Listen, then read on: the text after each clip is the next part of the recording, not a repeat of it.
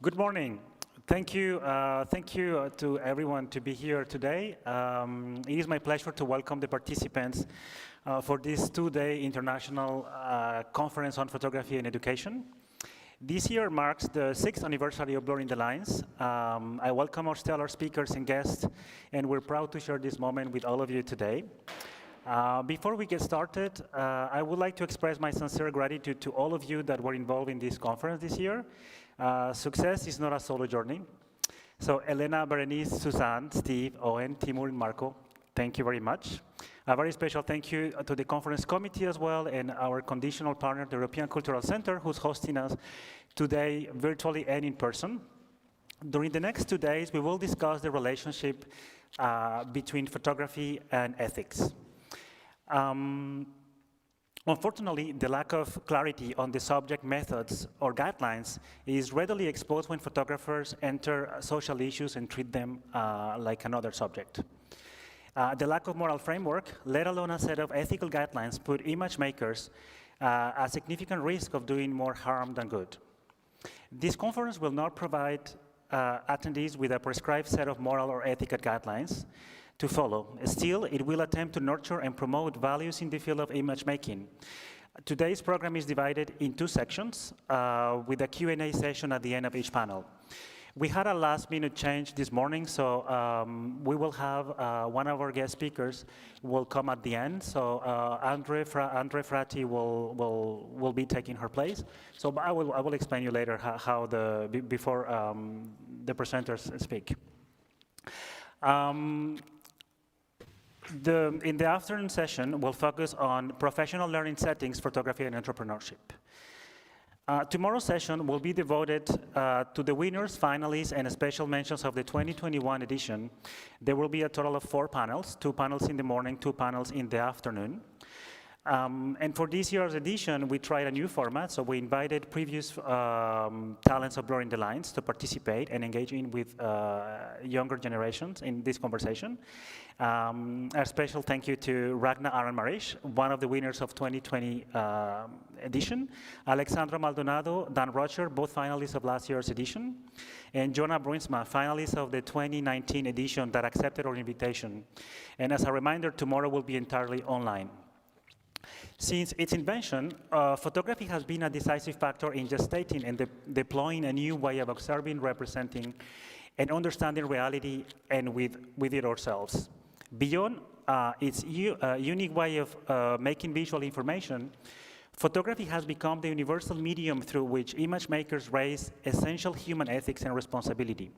For the 2021 edition, the theme Ethical Shifts in Photography aims to explore the power, the moral principles, and the duties of photography in all its dimensions: the rights of privacy and publicity, cultural representation, appropriation, confidentiality, copyright, intellectual property, sustainability, ethics of wildlife, and nature photography, ethics in photojournalism as well, and accountability, and the use of technology that start to challenge the landscape of ethics by doing things to photos without the viewer even being aware. Ethics in photography are 2 terms that seem distant in the first instance. The first, a foreshortening of philosophy, and the second, an activity sustained by a technological artifact. Photography can ask questions about ethics of the world, but more likely, the world can ask questions about the ethics in photography. Faced with an overproduction of images by all means and possibilities, today more than ever, it is vital to distinguish what is significant and pertinent from what is purely aesthetic. Thank you again for listening to us today, and let us welcome our keynote speaker, Sarker Protik.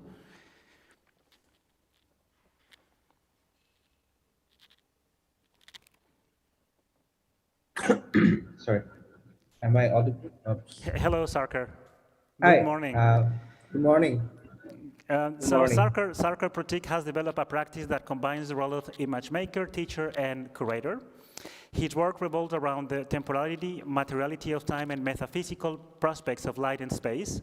Working with photography, video, and sound, Sarker has formed a series of works built on long-term surveys rooted in Bangladesh while exploring ideas that blur the notion of geopolitical boundaries.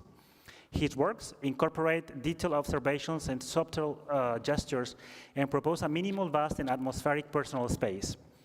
Protik has been the recipient and part of the Jupe Swart Masterclass, Foam Talent Lightwork Residency Magnum Foundation Fund, WordPress Photo Award. He has exhibited in many museums, galleries, and festivals around the world. Sarker is a faculty member of Pathshala South Asian Media Institute, the co-curator of Chobi Mela International Festival of Photography. Welcome, Sarker, and the floor is yours. Thank you, Klaus. Let me just share the screen, so I'll go right to it. Thank you very much for having me. It's not physically, but through this virtual space. It's nice to be able to connect with all of you. Today, I'll be talking not much about my own artistic practice, but I think where I'm coming from and the different roles and the learning system that I have the opportunity to be the part of, to learn from, and also be functioning and teaching in that same space. So, of course, I'm from Dhaka, which is the capital city of Bangladesh, and we are situated in South Asia. And the school that I have learned photography, this is a school which was established or founded in 1999. And it's been almost 22 years. I have studied there, and for the last 7 years, I am also teaching in the same space. So my first discussion that I want to delve into is the school, the learning, and the giving. If you look at the logo of our school, you will see there's a tree. And that tree is basically, that logo is taken from this photograph, which was taken by Shahidul Alam, our founder. And this tree represents an idea. This tree, the school, the word Pathshala, this is something that derives from a concept of a school that has no wall, which is situated under a tree with endless horizon. And this is a concept that originates from the South Asia region. And there has been many educational school that is to exist all over the villages in this region. Of course, nowadays, this is not something very common, but Pathshala, or the school, has taken that idea to have a mindset where we are learning, we're trying to learn beyond the walls, or sometimes beyond our borders. We don't want to limit ourselves to a certain border, and also an open system. And I think here it's written beautifully. The name Pathshala comes from the ancient education system that prevailed in South Asia. It brings to mind classes held underneath a lofty tree, conjuring up learning spaces without wall, open skies, and unending horizons. Here you see a group of people under not a banyan tree. Usually the schools are under a banyan tree, but this is a mango tree, which is another very common fruit of our country. But this setting that you see, this one-story building, is where Pathshala started and has functioned for almost 17 years. We have changed into a new, not changed, but this building is not there. We have built a new building here.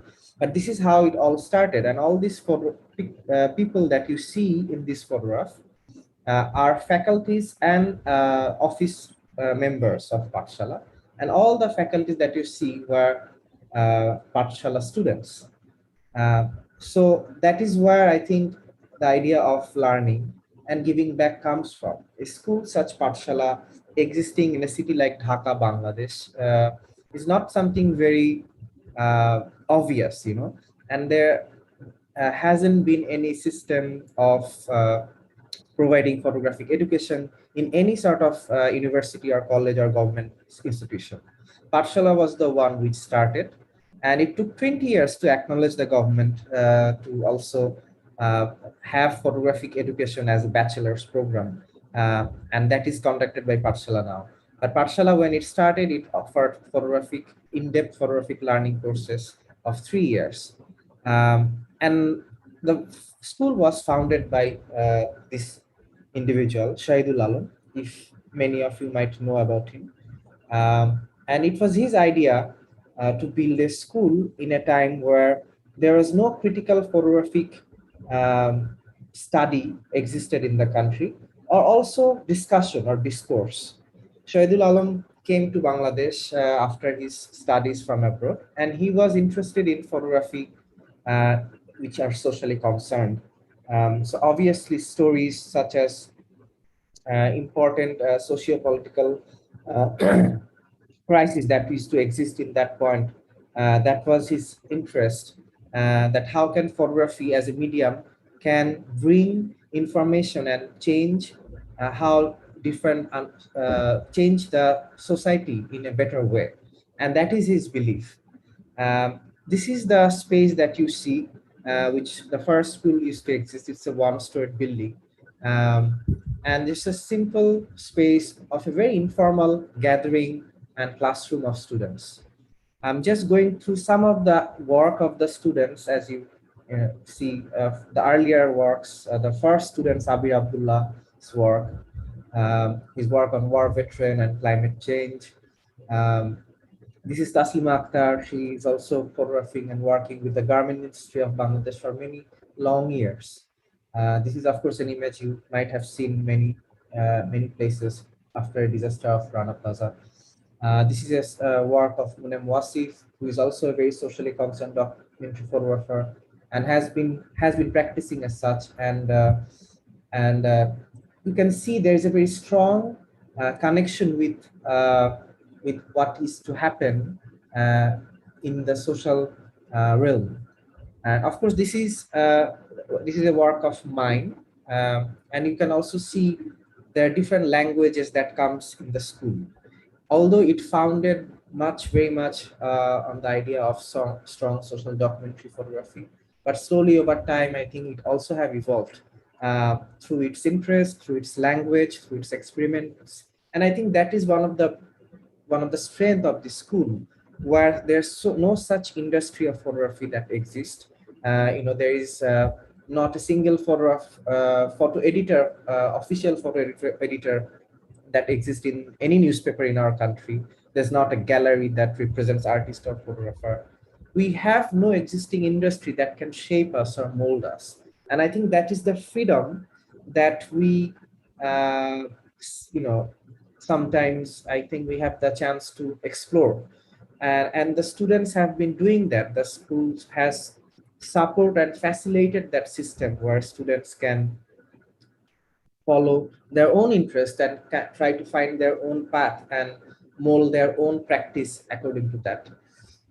Um, so as you can see, this is some of the images of the school, how it used to be, these student exhibitions, and also, of course, the practice of analog photography, which obviously now have shifted more into digital. But also the school is not only there is program where we have students from Bangladesh, but we also have students coming from all over the world, many different countries and universities who comes to Pathshala, at least before this pandemic started, before everything switched to online. But you can see the school, the space. This is for example, this is the dark room, which has been shifted into an exhibition space. Sorry, the classrooms, even before we were doing these online Zoom sessions, although this is long time before pandemic. But also it's a space that offered many different medium to come and participate. We would react to many issues that used to happen in different form of exhibition and public events. For example, this is an exhibition that happened after Rana Plaza, which was called 1134, where more than 1,000 people's life were lost under this garment building. This is during that time, many performance artists, musicians, photographer, artists who came and prepared this exhibition. The school, while practicing through their medium, the school and the community also very active in what happens, what has been happening politically in the country. And that often many times has put us into danger. Of course, this is a photograph from 2018 during a protest that was happening by the college students. But due to an interview that our principal gave, and he was taken and abducted by the authority, and he was in jail for more than 100 days. This is after he was eventually released. This is one of the portraits that I was commissioned for the Financial Times after he was released from the jail. But the school, of course, the practice of the larger community, it's very active, and not through the work of photography, but also how it engage with the community and larger audience. Um, and speaking of community, another role that I also often take is curatorial role for Chobi Mela, which is an international festival, the first festival of photography in Asia and the longest running in Biennale. And for example, this is a very early photograph of Chobi Mela. As you can see, this used to occur in a public space, and many people from so that there is no social barrier of class difference that as the audience that would occur.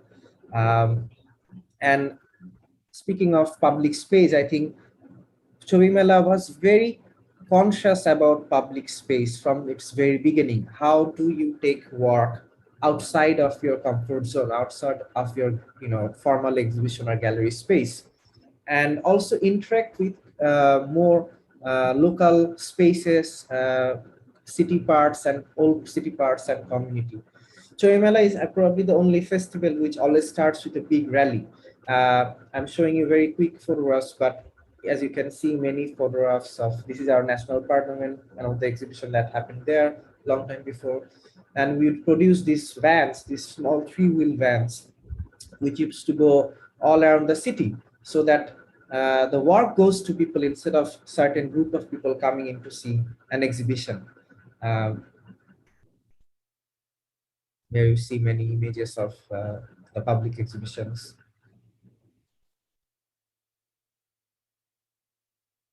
And we'd also interact with local places such as libraries, and theater, and also adapt and curate exhibitions there.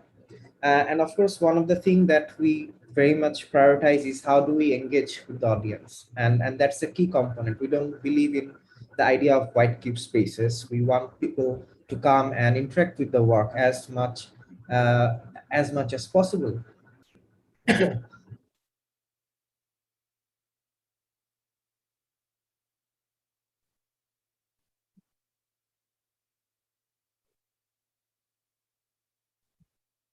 And we design many programs for artists. And of course, there is at Chobi Mela, we also have not only international artists participating, but we also have a fellowship program where we invite and commission young artists from Bangladesh to engage with the medium of image.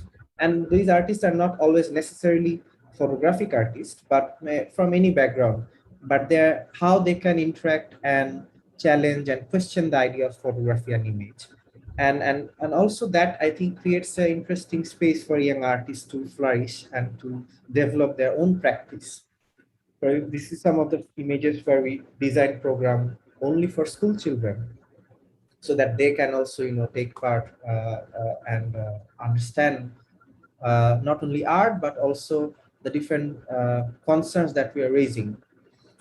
And in our exhibition, of course, we try our best within our own limitation and abilities to create exhibition that can be experienced and viewed by the audience in the best way possible, in the most stimulating way possible. We do inhabit white cube spaces sometimes, institutions where we organize more formal exhibitions, but we also are interested in very makeshift spaces where, very unused or uncommon spaces to show work, and not always necessarily visual work, but also sometimes just sound artists would come, filmmakers, and mixed media artists, and envelope spaces that fits the work and engage the audience with the work in that appropriate manner.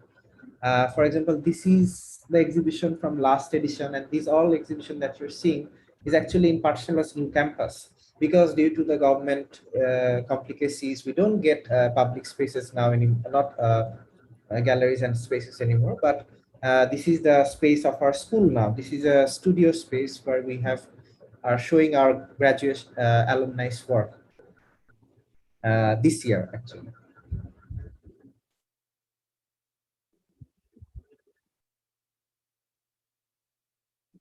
And through Chobi Mela, we are also very conscious about what work we are showing, what are the things that we are addressing. For example, this edition we have showed work from only South Asia, and all works that has been addressing the complicated issues in India, the Kashmir crisis, and the hill areas and such.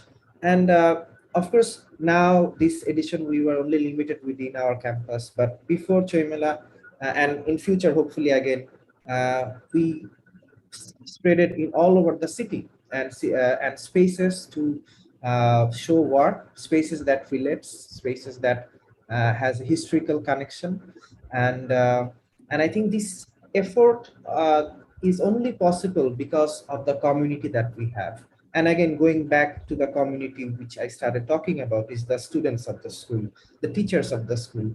And we, all these school students, current students, alumni, and teachers, this is a joint collaboration and effort by all of these people to make like a event like Chobi Mela possible. Because again, this is not a, this is not a very, this is not an ecosystem that provides such a event to occur. But we have been doing this due to our strong sense of community that has been nurtured by this, and many students has been part of.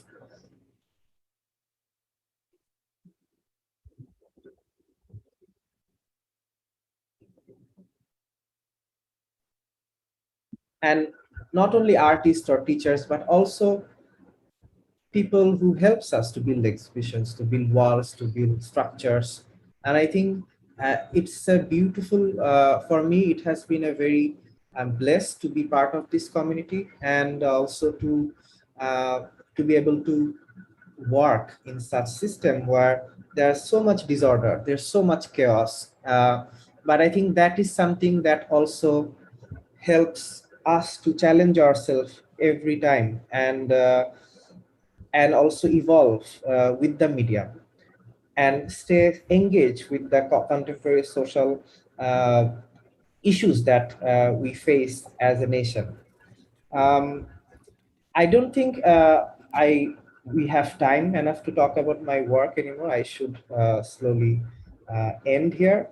I'm just showing a small clip from one of my work, which addresses the partition of from the British post-colonial history and the first railway station of East Bengal or Bangladesh, through a work which I'm trying to also uh, create the narratives that has been forgotten uh, because due to our very uh, violent history of genocide in 1971, but how South Asia was one at one point and how it was been ruled by the British colony for 200 years, and how it was then left behind, how it was divided, how borders were created, and how even we speak the same language, we no longer are part of the same country.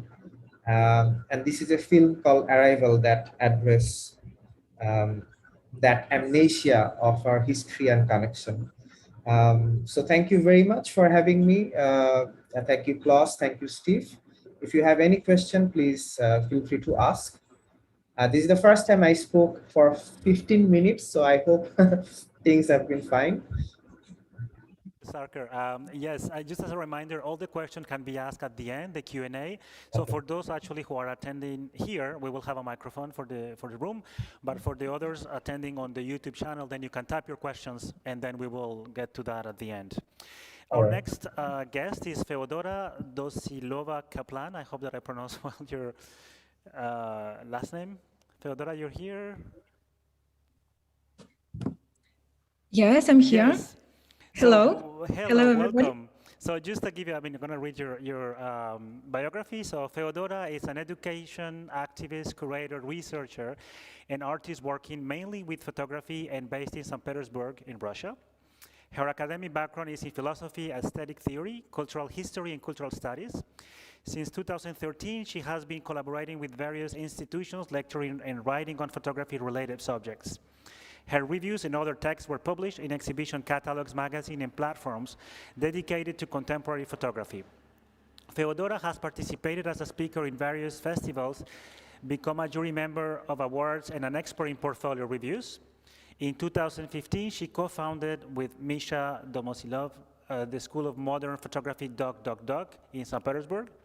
Currently, it is one of the leading institutions in Russia offering education in the field of topical photography. She is the author of a long-term course, Experiences of Contemporary Photography, and on another short-term course about photography. Graduates of the course have repeatedly become prize winners, finalists and shortlisters of prestigious international competitions, and their artworks have been widely exhibited and have appeared in various international photo festivals. Thank you for accepting our invitation, Feodora, and welcome. Good morning, everybody. Thank you for having me. I also want to say thank you to Blurring the Lines for inviting the School of Modern Photography Docdocdoc to be part of the last 3 editions of the project. My name is Feodora Kaplan. I'm an educator, curator, artist, and co-founder of the photography school based in St. Petersburg. Today, I want to tell you the story of our school, which I founded together with my partner, Misha Domosilov, in 2015. It is an independent, self-organized educational institution. It all started small. We've been renting a corner in a friendly gallery at an hourly rate. That was in 2015. Today, there is 100 square meters property. We teach our classes here. There is a library for our student and even a small gallery room. We are still independent. We still don't have any support from the government. And I think maybe the government doesn't know about us at all. Let's hope it doesn't. When I think about ethics, I think about connection. Ethics in photography is about how we can see each other and how we can look at each other. There is a system of multidirectional gazes which can be used as a framework for describing the photographic industry in nowadays Russia. It is important to recognize that images are always influenced by the needs of some actors. There is a multitude of actors in the photographic industry: photographers and artists, media and exhibition spaces, governments and institutions, communities, protagonists of photographic narratives, and of course, photographic activists and students studying photography. All of them participate in the processes of making, presenting, contextualizing, saving, exchanging, and consuming images. Actors of photographic industry have unique relationships towards each other. I call them desires, the desire to see, to look, and to be seen. When I talk about the desire to see, I think about the time when photography was invented as a technological process. According to the photography historian Jeffrey Bachin, Louis Daguerre once wrote to Nicephore Niepce, "I'm burning with a desire to see your experiments from nature." To Bachin, these words marked the epistemological shift crucial for the birth of photography. The desire to see goes together with the thirst for knowledge and the need for control. What does someone want to know about somebody or something? Why does she want to know it? Who has the power over the image and thus control the narrative? Not surprisingly, I'm talking about power structures, governmental authorities, and the media affiliated with the authorities. This part of my thesis is based on Michel Foucault's ideas about the disciplinary society. Photography became a tool for amplifying the power. In Russia, it is unfortunately used for amplifying conservative narratives. The diminishing freedom of speech has its effect on the visual language too. There is an ongoing crackdown of independent organizations, free media, and grassroots initiatives. The cultural life is constrained by censorship. Photographers and artists willing to step out of the mainstream don't have the space for voicing their ideas. In terms of visibility, they should be invisible for existence. Maybe it sounds too dark and gloomy, yet here we are, and these are the issues we are facing. Photography is not taken seriously here in Russia. It is so not only in mass media and universities, but also in exhibition practice, in contemporary art discourse, and on the art market.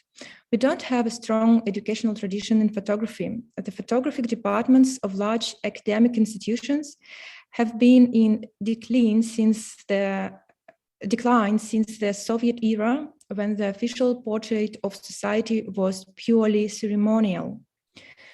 The most progressive educational approach is developed now by small and independent institutions. Let's get back to desires.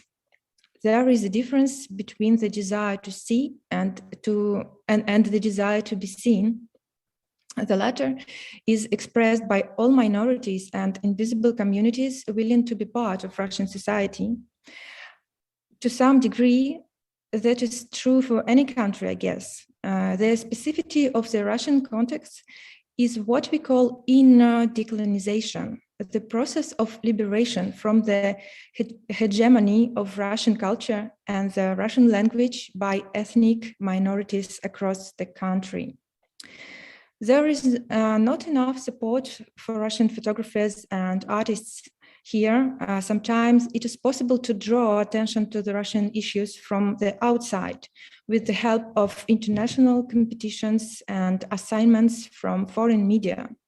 Yet there is a risk of complying with the Western gaze and serving the Orientalists' expectations, portraying Russia as the evil empire with dark and cold Russian society and beautiful Russian women posing in front of the colorful carpets.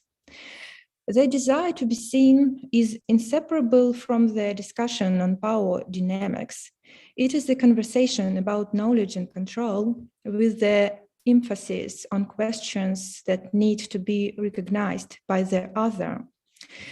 Finally, there is the desire to look, and this desire stems from the idea of pleasure.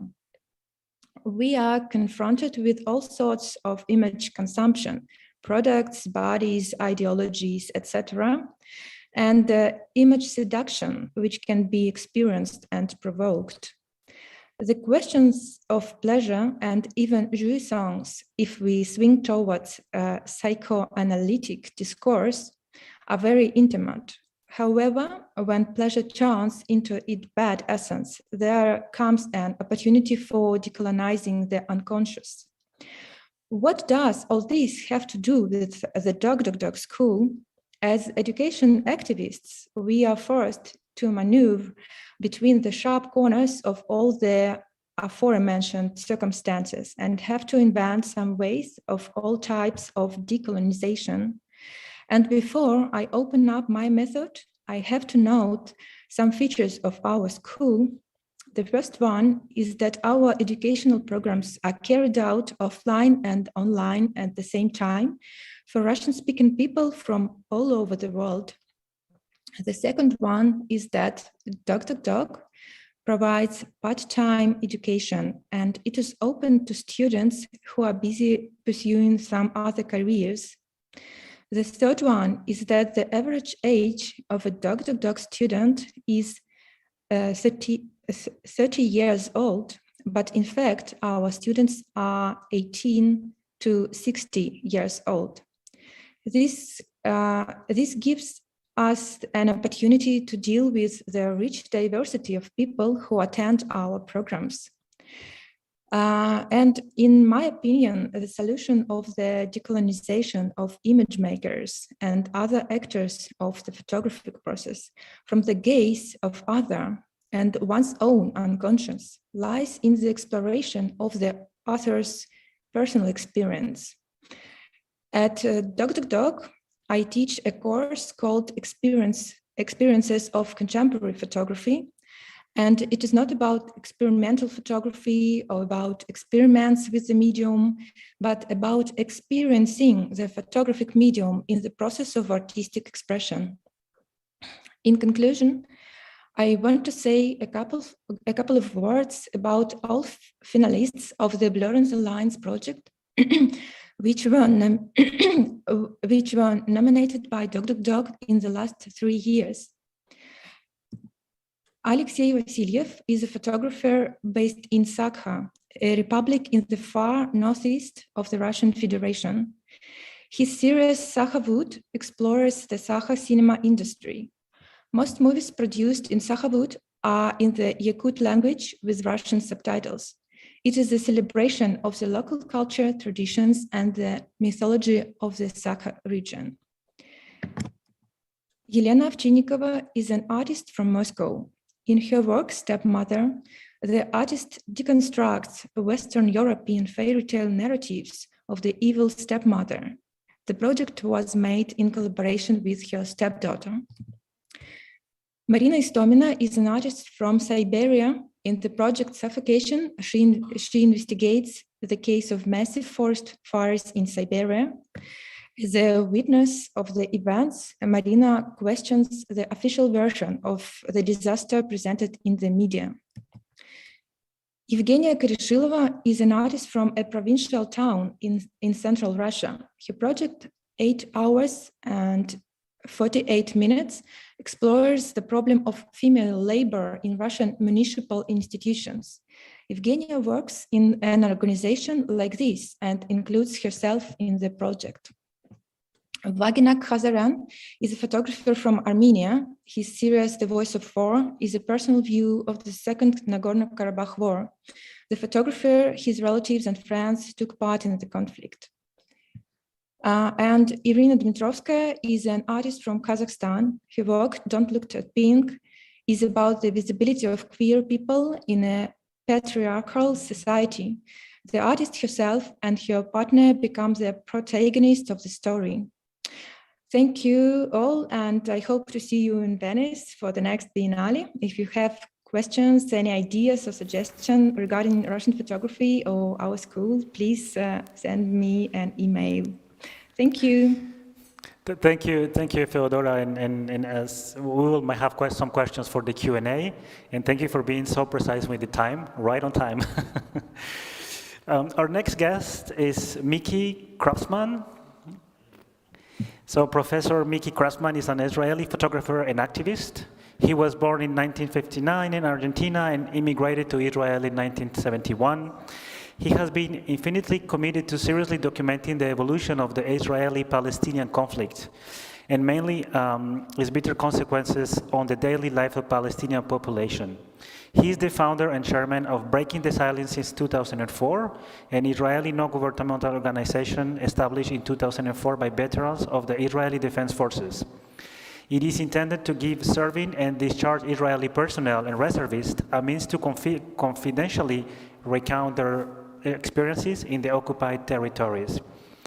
Collections of shows accounts have been published in order to educate the Israeli public and conditions in these areas. Mickey has received many prizes. He was the 5th recipient of the Robert Gardner Fellowship in Photography, Peabody Museum of Archaeology and Ecology, Harvard University in 2011, winner of the EMET Prize for Science, Art, and Culture in 2011, and he's the head of the photography department at Bezalel Academy of Art and Design in Jerusalem. Welcome, Mickey. Nice to see you. Hi, thank you for having me. The work I'm going to talk about, it's a mutual work with Shabtai Pinchevsky, who was my student like 8 years ago, and later on we decided to work together in this project. The name of the project is Antimapping, and the concept of antimapping is to look at maps to look at the holes in the maps, places that doesn't appear. And the second issue is the question of resolution that appears to be crucial since our maps became photographs in a very specific and special way. I am going to talk about it later on. Our goals were to, first of all, to create a kind of counter mapping and to see what are the places that, in our case, in the case of Israeli-Palestinian reality, the places that are hidden in the maps, that doesn't appear. And the second question, it's about the quality that we are able to see those places. Just to let you understand that in all over the world, you can see the Google Earth in a resolution of 50 centimeter per pixel, meaning every 50 centimeter on the ground are 1 pixel in your screen. In the case of Israel-Palestine, we are talking about a resolution of 2.5 meters per pixel, meaning you don't see nothing. This is according to bilateral agreements and law in the United States. And in that aspect, what we are asking for is, if we consider that we are living in a digital revolution or passing a digital revolution, what are the human rights that we are asking for? And I think that one of them should be, besides question of visibility and privacy, I think that we can ask for the right to see in an equal mode as the people who have the right to see the real resolution of the satellites. So for this research, what we did, we took photos with a drone of 3 test cases. In a minute, I will explain how we work with the drone. But the 3 cases are, first of all, the unrecognized Bedouin villages. The Bedouin villages, since 48, they are not nomad anymore because they cannot pass from Israel to Egypt, and they stay only in one of the 2 locations that they were used to visit annually. And as their name, they are unrecognized, meaning they don't have any connection to water supply or to electricity, and they live in a constant risk of being dislocated, as it happened daily, and I will show some examples for it. The second case is the Nakba villages. Nakba in Arabic is the disaster, meaning for them what became the independent war for us became the disaster war for them, and more than 448 villages disappeared from the maps. And the third case is the green line that used to be the border,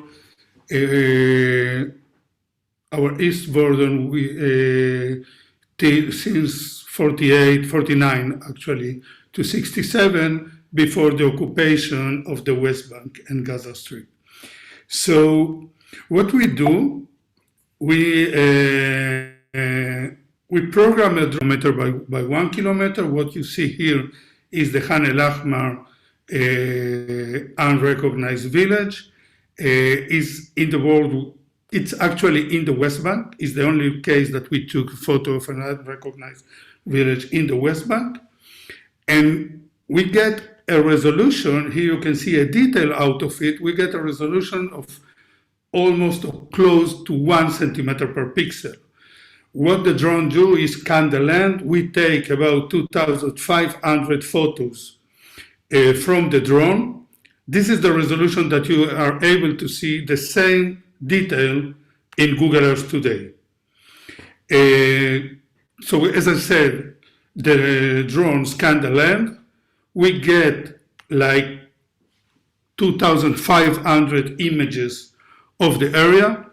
We create, as you see here, a 3D model built by those 2,500 images.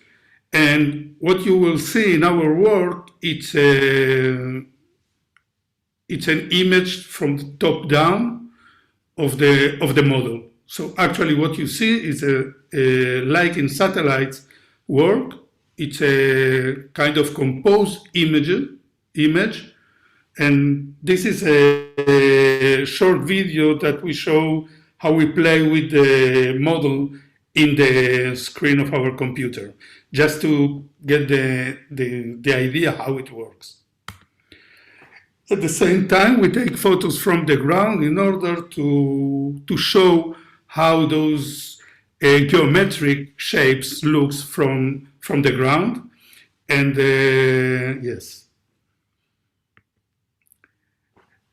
This is another unrecognized village. It's a destroyed house in the El Hiran Bedouin unrecognized village. Actually, in the same place is going to be a new Jewish settlement named Hiran. What we found quite often is that near every destroyed house we found some trees, and we found out that we get the permission to demolish the house, but not to demolish the trees, and they became a kind of memorial for what was there before. This is the same image from the ground. This is the cemetery, the children's cemetery in the same unrecognized village, El Hiran. What you see in the right side of the screen is how it looks in Google Earth. And here you can see the details we are able to see in the resolution that we get. It's important to say that working with this method, the images looks very much like they were taken or transmitted by a satellite, because you don't have any perspective aside of the houses. And those are memorials, images of the village before it was destroyed. This is the village of El Arakiv, who was demolished till now more than 2020 time. You may ask what they demolished after 220 demolish events, and it's a piece of art done by artists who work in the area together with a small community. The first time the village was destroyed was in July 2010. It was my first visit there, and there were there like 530 inhabitants. Today there are 25 that are living around the cemetery area. What is going to build there is a forest named the Ambassador's Forest. Usually in those cases, what they build, I should say what we built, it's a Jewish settlement, or a cultivated forest, or a army base. Here we have some examples of the 48 villages that normally they appear with the new name of the Jewish settlement. And if there is no a new Jewish settlement in the same place, there doesn't appear in the map at all. Those are the agriculture fields of the kibbutz Ruhama, in the same place that the El Jamama village was there before 48, because before it was evacuated. Here, what you see here is another village named Beit Guvrin. You can see there what remains out of the buildings and agriculture area. Just to show, sorry, this is a detail of, I did a mistake in the presentation. This is a detail of the El Chamama village, and this is a detail of Beit Guvrin village that we saw before. This is a very specific case, is the village of Safsaf. a massacre took place there in 48 with about 70 casualties. We found an aerial image made by the pre-military group of the Palmach just a few days or hours, we don't know, before they took the place. And as we know that the massacre took place there, what we did, we used a detail of the Palmach image. You can see there a woman carrying a jar of water, and it's a 0.7% of the entire image. And what you see on the left side is the same piece of land in our image. The same here, you see what it looks like a man walking according to the shadow, and the same piece of land today. If you want, we can say before and after. The third case is the Green Line, which was the border in 49 before 67 war, the 6-day war as we call it. And according to Israeli law, from 67, the Green Line doesn't appear in the maps of Israel. We may say that till today we don't have a real border that we know where it's crossing, but what you see here up and down the image is the path of the Green Line in order to understand or try to imagine where it was. Those are different settlements and places in Israel that many of the inhabitants doesn't know that the Green Line was passing there. This is a settlement named Mevaseret Zion, and this is near Neve Shalom. This is near Neve Ilan, the train from Jerusalem to Tel Aviv. The city of Modi'in. So the border became actually invisible. There are only one kind of map that you can find it, and if you push the right button in Google Earth, you may see it. This is Rosh Ha'ain, another city in Israel, the same place as well.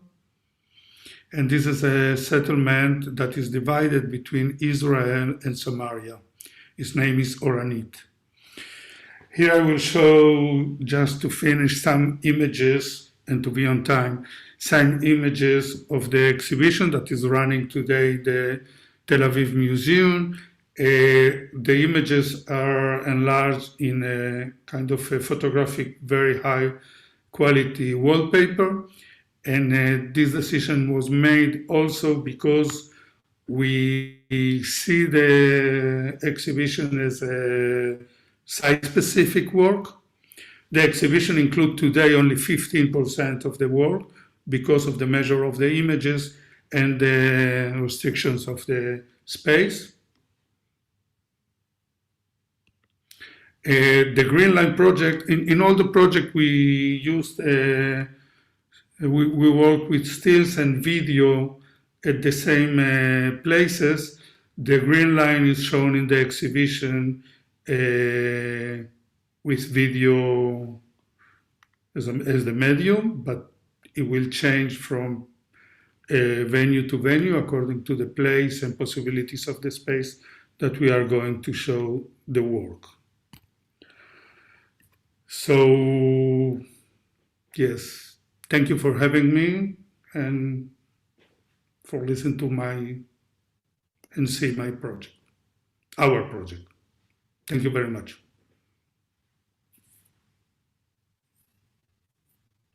Our next guest is Andre Frati Costa. It's quite early for you. I know you're in Brazil, so apologies for this. Hello. Andre Fraticosta is a filmmaker. He's a master's in architecture and urbanism. He's a professor of cinema and arts at the Centro Universitario FAPI and a professor of the postgraduate courses in documentary. He directed several award-winning films at national and international festivals. Recently, he had a retrospective screening of his films in Victoria in Brazil, Laguna in Brazil as well, and he was honored at the first Arc Cine in Rio for his films and about architecture. Andre is the curator of Move Cine Arte, an international film festival about art that takes place in Sao Paulo and in Venice. Welcome, Andre. Well, thank you very much, Klaus. I would thank you, Blurring the Lines, the ECC, and Steve Bisson for the invitation, for having me. I don't have a huge presentation. I will just show some images during my notes. I will read some notes and we'll show some pictures, some of them very funny. And I will read some tests for us to discuss after. Let me share one thing. This is FAPI in São Paulo. Is the University Center where I am a professor of cinema and arts. Well, the questions that the point that I will talk about, it's coming from the classes and from my relation with the students, learning about producing images in this very particular world. Until recently, the artist was the social agent recognized for his role as a producer of imagistic representations of reality.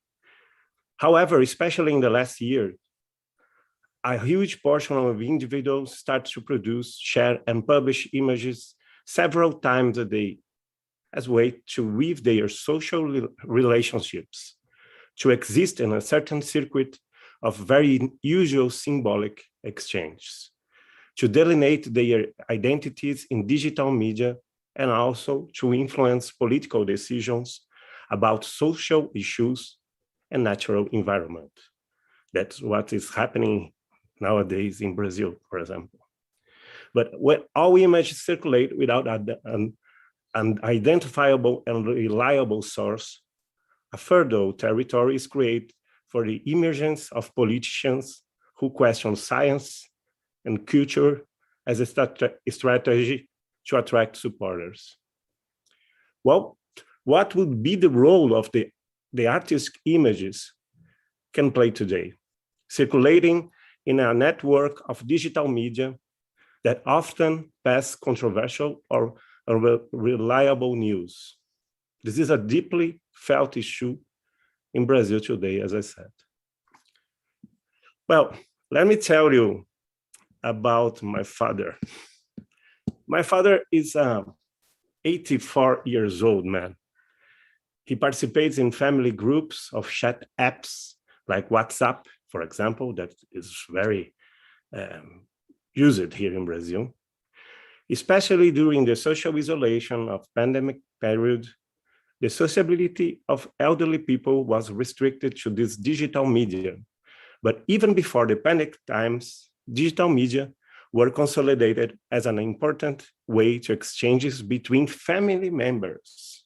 You know, they exchange cooking recipes, memes, ready-made videos of good morning, good afternoon, good night, good weekend, ready-made peace messages, religious messages, and self-help messages, etc. My aunt, who is my father's sister, is 86 years old and lives with my father. One day I went to take groceries for both of them during the pandemic, and they were both desperate because an app they used to get new videos, memes, and images with ready-made text messages had suddenly stopped working. They were desperate. How are we going to respond to our relatives? How are we going to participate in the groups of the family if we don't have what to send them? They said to me. Well, they are both over 8 years old. You can imagine how this dependence on the use of image in relationships affect younger people today. The difference is that young people not only make use of ready-made images, but they also produce them intensively. Images that range from a high load of meaning to banal images of boring everyday life, which gain a false imposing aura, as if each individual moment was always special and could interest others. The fact is, they really matter. And that's why the images are widely reproduced in feeds, Instagram stories, and other media today. So just to illustrate the kind of message they usually is very funny and corny, I know, but I can translate for you. May peace of God reign in each heart. Good night. I came to wish you a good night before you sleep. The second one, the little cat says. For you, good night. It's tasteless, I know, but this is the kind of image that people say good night today. They're using images, data. They're using a bank of images to talk. Well,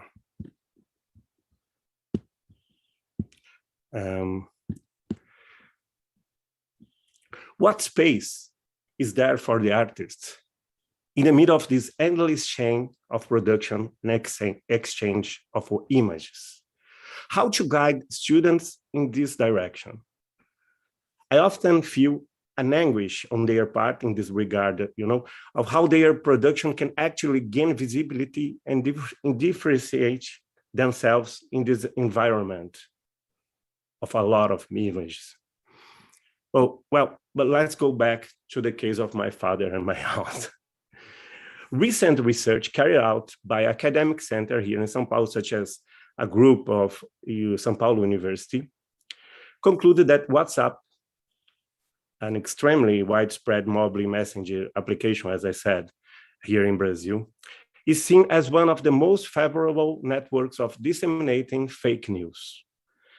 As it's a private messaging application and does not have a public character, it's difficult to track the fake news, scatter that, and assess its reach, which worries researchers and us, especially considering how this could happen in the next Brazilian election. Next year, we will have another election and another of profusion of fake images.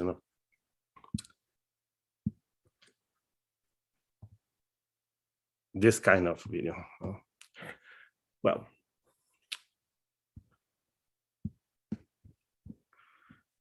data from another national survey in 2016 carried out by the IBGE, the most important institution for collecting Brazilian demographic data here, show that when using the internet, the most popular activity among Brazilians is exchanging messages through applications such as WhatsApp. 94% of Brazilians respond that they use the internet to do this, to talk by WhatsApp. Well, the case is that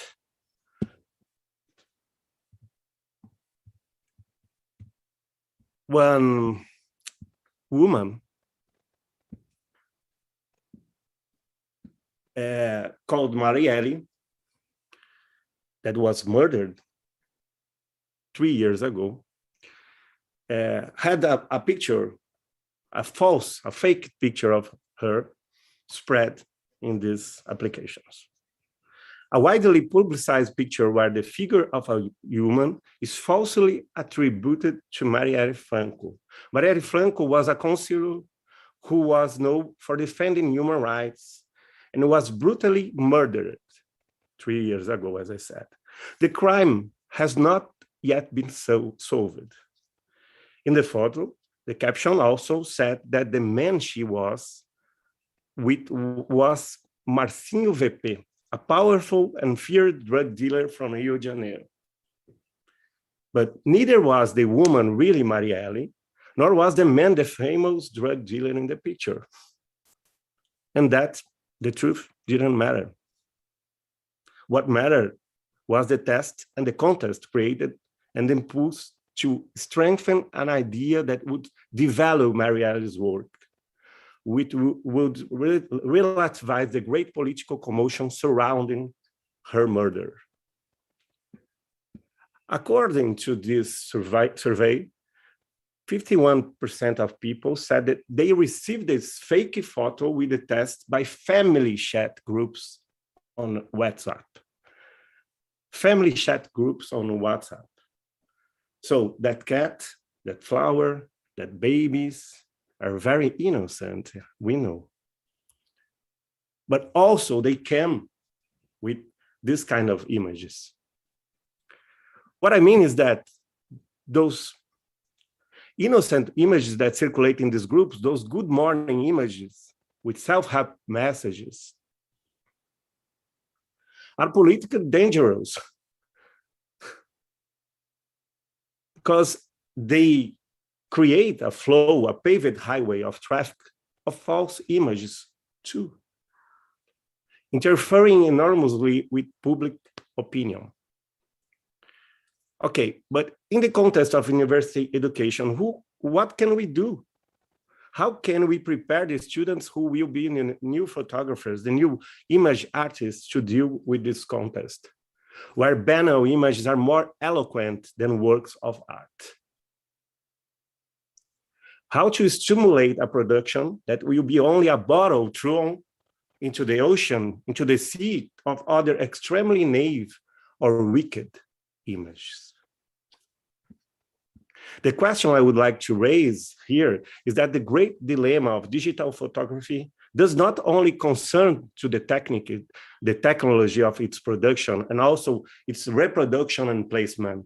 The big problem with digital photography is that it takes place in a digital society, in a digital culture, in a digital behavior. Photography is created and rebounded in a new behavior context, widely altered by the digital environment. The ethics of photography is no longer a matter of how to look and capture, I think. Ethics in photography is no longer a question of what is represented and how reality is portrayed. Ethics in the production of images that represent reality is within the scope of circulation. The important ethical challenges in photography concern how the production of artistic images can, in its circulation, educate, prepare this unsuspecting public to have a critical reading of the images they receive, consume, and share. The question for us is, we must occupy these same circulation spaces, but using a guerrilla mode? Will we make insertions in these ideological circuits? Or do we struggle to shift our gaze, time, pause, to other space of enjoyment? I think both things are necessary, but for both, much more is needed. We are in an urgent time here in Brazil today. The internet was once the territory of freedom of questioning of the alternative to the mass production of images. But now, as we know, the internet has been co-opted. Nothing on the internet has not yet been appropriated by the capital. Nothing there is left without ideological control. Education in photography, I think, needs to go beyond provoking the sensitivity of the eye. It needs to go beyond teaching technique. It needs to prepare students for how to reinvent the forms of insertion and circulation in this digital medium. taking into account the current context of wide control, where circulation of false images about the natural environment, as an example, about social issues counts on investments of a lot of money by politically very malicious businessmen. So just to finish, we can see the exchange of false images a lot here today from the Bolsonarist groups, the groups that support Bolsonaro, the President Bolsonaro. But we see also false images from the other side, using to desperate show what is happening with our forests, for example. But they are false. They are not from here. They are from another country or from another time. Macron, the president of France, has shared these false images in the bottom of left. It's false. It's not from now. Are we going to fight in this way with false images to combat false images? What are we going to do with the new image that we are producing? Well, that's it that I want to say. Thank you, Andre. Thank you. Our next guest is Amanda Breitbach. Amanda is a photographer whose research focuses on relationships between people and land and the intersection of art and science. Her current project focuses on conflicts between wildlife and oil development of the Texas Gulf Coast. Breitbach grew up on a family farm and ranch in eastern Montana. She served as an agroforestry volunteer with the United States Peace Corps in West Africa for 2 years and has worked as a newspaper photographer reporter and as a freelance writer and photographer. She earned a bachelor's degree in photography in French in Montana State University and a Master of Fine Arts degree from the University of Nebraska-Lincoln. Significant awards include competitive artist residencies through the Roslyn Charitable Foundation, the Kimmel Hardy Nelson Center of the Arts, and the Biological Field Stations at Iowa Lakeside Lab and Art at Cedar Point. She was a graduate fellow of the Interdisciplinary Center of Great Plant Studies from 2014-2016 and was awarded a national fellowship from the Joy of Giving Something Foundation, Imagine America in 2004. Her work has been exhibited in many places, so the list is quite long. Welcome, Amanda. Thank you so much. I apologize, I'm a little bit different from how I planned to be this morning. I had intended to be presenting from my office, and I woke up a little bit sick this morning and didn't feel like I should actually drive. So now I'm presenting from home and trying to be in the quietest room because it's actually 4 a.m. here and my family is still sleeping. So it's a little bit strange, but so I apologize for that. But good morning. Thank you so much for the introduction. I'm a professor of art and photography at Stephen F. Austin State University in East Texas. And so my presentation is mostly about teaching. So trying to incorporate teaching about ethics and particularly identity and representation through assignments that I've given my students over the past 9 years of teaching. So I think that the importance of representation, identity, and ethics are increasingly recognized in almost all areas of art, business, education, and as someone who teaches undergraduate and graduate students, I think it's really important for students not only to research and discuss these ethical issues, but also to confront them directly in their photographic process through assignments that put them in the place of the artists that they are researching. So rather than watching from that vantage point of a critic or of a reader who can be watching from that role of an outsider, I put my students into the active role of a creator faced with real-world ethical dilemmas. So these are some of the more successful assignments that I think have helped introduce those ideas. So in 2019, I assigned a research project for my advanced photography course using the exhibition that you see here. This is actually the opening reception for the exhibit that was held here in the city where our university is. And it was called Contemporary Caddo. The Caddo people are the indigenous people who originally lived in this part of East Texas. They were forced to move to Indian Territory, which became Oklahoma, by the US government. And so this exhibition was almost a sort of homecoming for these artists, many of whom had not really spent any time in their historic homelands in East Texas. I think a really wonderful example for our students to learn. And it worked very well for me as sort of an introduction for my students to start thinking about Native American culture, identity, and representation. So we visited, this is a piece from the exhibit in a detail shot that you can see as sort of before the installation. It was actually the best image of the piece that I could get. The piece is by the artist Raven Half Moon, who is a young emerging artist in ceramics. So as a class, we visited this exhibit to learn more about contemporary Caddo artists and their work before beginning what became sort of a semester-long research project. So we visited the exhibit at the very beginning of our class. Our semesters are about 16 weeks long. So we had some time to really develop the students' work and thinking in this area. So after having some discussions about the Caddo people and their history and how we saw artists representing that history and that identity in this exhibit, students were assigned to research and compare one historic photographer of Native peoples and one contemporary Native American artist, and then to organize that research into a short academic paper. And then, as the second part of the research project, the students were asked to connect their research back to their own creative artwork and to make an ethnographic portrait using the historic wet plate process, which is the same process used by many of the historic photographers that they studied. A few weeks into the students' research, we had a virtual class visit with Native American art historian Dr. Alicia Harris, who you see on the right here. She currently teaches at the University of Oklahoma.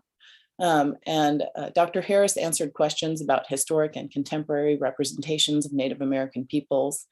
Students had the opportunity before her visit to read some of her research, including her 2013 paper. And this is an illustration from that paper. It's titled "Many Worlds Converge Here, Vision and Identity in American Indian Photography." And it analyzed photographs of Native Americans that were taken by Frank A. Reinhardt at the Trans-Mississippian International Exposition in 1898, which included this image of Good Road Girl and a Assiniboine woman. Dr. Harris is actually a Assiniboine herself, which is why I chose to pair these two images. So as a Native American, she brings a real insider's knowledge of her culture to her scholarship, and students came prepared for this virtual discussion with written questions for Dr. Harris, and it became a real question and answer kind of an opportunity as they were just beginning to consider these ideas about representation and to look at historic photography of Native Americans. A couple weeks later, the students were able to participate in a wet plate photography workshop with my colleague, who you see on the left here, Professor Neil Cox. The students came prepared to make their own ethnographic portraits for an assignment sort of in parallel with their research papers. These students had been working all semester using large format 4x5 cameras. That was the sort of the constraint of that class that semester, was that we were photographing with the 4x5 cameras. So then to work in wet plate, same camera, just a different film back so that you could put a metal plate in there, and obviously a different development process and no printing process. So different technically, but using the same camera. The students had already been given sort of some suggestions as to how they could consider the kinds of images that they wanted to make for these portraits, and invited models to be present during our class time, so that they would be able to photograph them in class. So for the assignment, the students were asked to photograph someone that they knew well as a representative of their broader culture. I asked them to think about the research that they had done over the semester and to talk to their models about the culture that they wish to represent and what visual signifiers, clothing, makeup, hairstyle, gesture might communicate that to a viewer.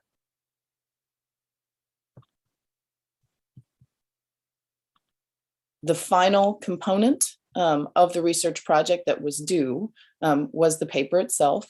So students, as I mentioned, had researched historic photographers of Native American peoples, thinking about these photographers' backgrounds, the social and political climate that influenced them, the indigenous peoples that they photographed, and the audiences that their work was intended for.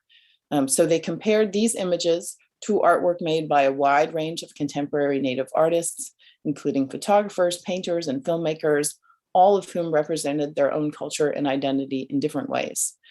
So it was very interesting to me to see the papers come in.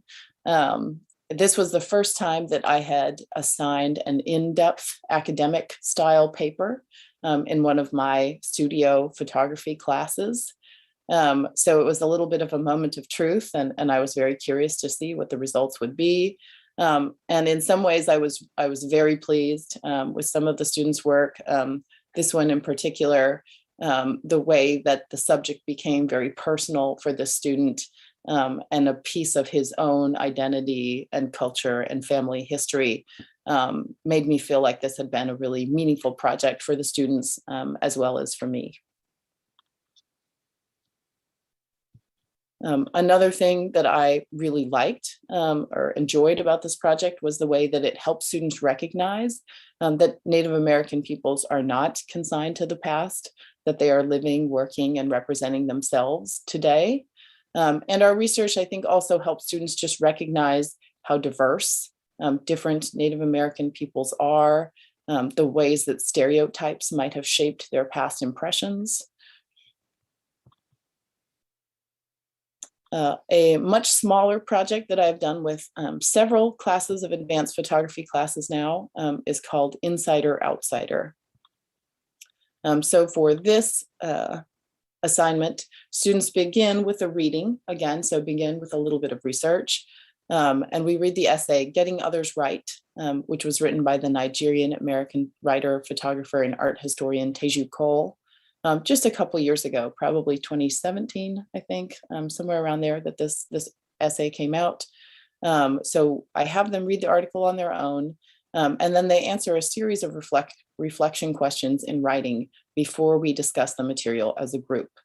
So Teju Cole begins his essay by contrasting photographs made by the Kiowa photographer Horace Pula, whose image you see on the left here, and the Euro-American photographer Edward Curtis, whose image you see on the right. Pula's work has only recently been discovered by the academic art world.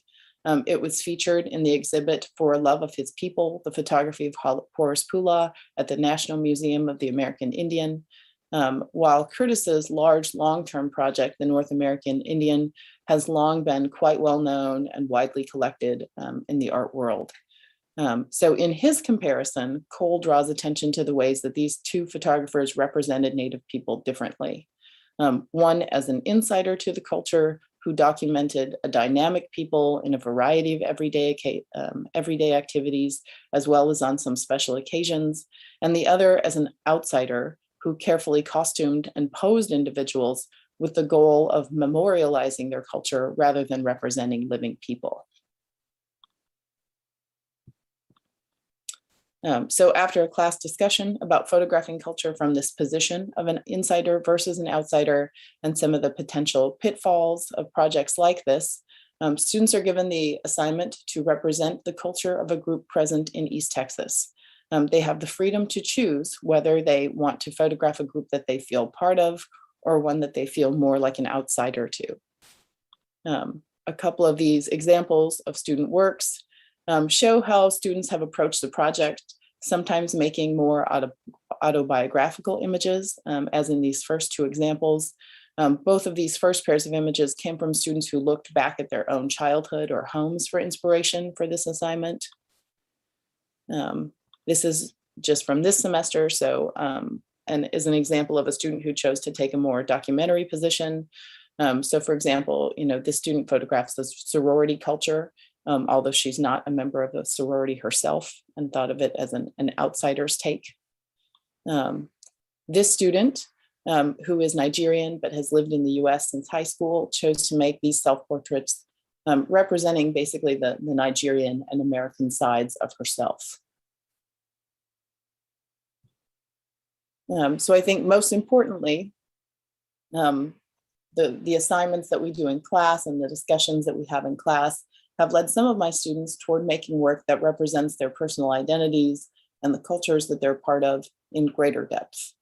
So for example, the Nigerian student whose work I showed in the last slide just recently had her senior project exhibited, and she made a series of images. She titled the project Melanin, and the images really directly questioned perceptions of race and identity from her perspective as a young Black woman living in a country that is still really struggling with a legacy of racism. So I was really pleased with how powerful her exhibition was, and how thoughtfully she approached it. And I feel like that's one piece of how this teaching can have longer effects for my students. So that is all I prepared to share with you guys this morning. I hope that it was interesting and maybe gives you some ideas for your own teaching. Thank you, Amanda. It was inspiring, actually. I do have a lot of questions for you that I will ask you later. Our last guest of the morning is here with me, so I feel less lonely. Hi, guys. Good morning. Good morning. So Sarah El-Bishbishi, how do you? El-Bishbishi. El-Bishbishi, okay. Sicilian Egyptian origins, was born in Milan in 1990 with her head in the clouds. Aquarius has shown artistic and expressive sensitivity since the early years of her life.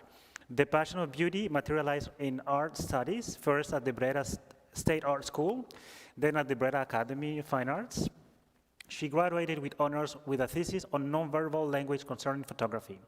Then she enrolled in the Biennale Professional Photography course at the Italian Institute of Photography, where she worked as an assistant for 2 years. After completing her studies, she ventured into various jobs as a graphic designer and post-producer for international fashion weeks.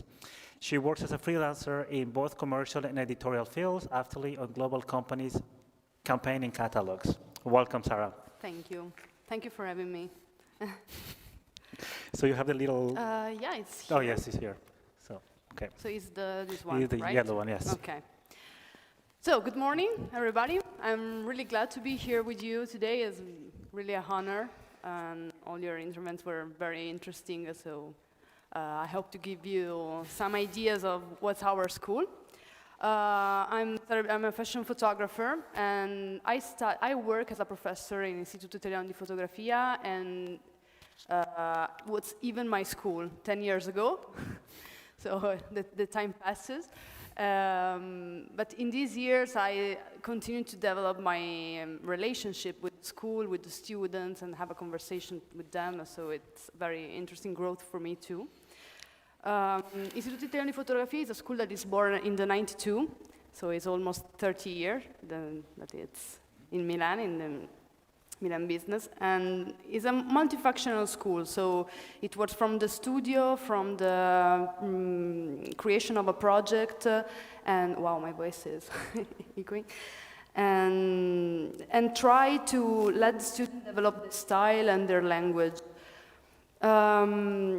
Our school is really committed to sensibilize the students about ethics in very different ways, from the projects, social projects that they can develop, and from the practical world. You know, when we start to work after school, we need to face with the reality and with the agencies, with the campaigns, with this big world that when you're a student, you're a bit lost in this. One quote that I always like to say to my students is, with great powers comes great responsibility. And photography is power. We have the power to create pictures that are our heritage and that survives to us. So we need to understand how powerful it is and the responsibility that we have. That's why IIF, that is Istituto Italiano di Fotografia, so for be shorter, I'll tell like that, provide a solid and complete program to try different stuff. So from fashion, from reportage and technique based. So in addition to learning, I have something read because I'm a bit emotion. From starting to learning about the technique and the equipment, the primary objective of IIF is that students develop the sensibility and the creative vision and the critical vision that is essential for our work. As you can see, the school is divided in different groups. So the school, that is the part that is for the educational part. It's the biennial course is divided in the first year where the students learn the techniques and learn the rules of photography. And the second year where they start to collaborate with different onlus and associations or companies, so they can have start to have a relationship with the work world. The second part is art side, and we organize different exhibitions on different projects. Once is, for example, the exhibitions inspired to the literature, Italian literature, so from Dante to Manzoni. It's been very big part of the school. And one of our member of the staff is a curator, and we have exhibition inside the school, and the curator is with the students, so they can have a relationship with them, with a conversation with their curator every day. It's very interesting. And even, she was even a curator of the Lodi exhibition, the ethic photography for ethic, you know, so it's been very interesting for them.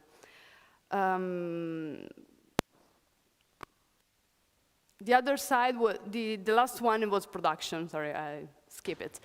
Was the production part. So the relationship that they can have. Okay, meglio? Okay.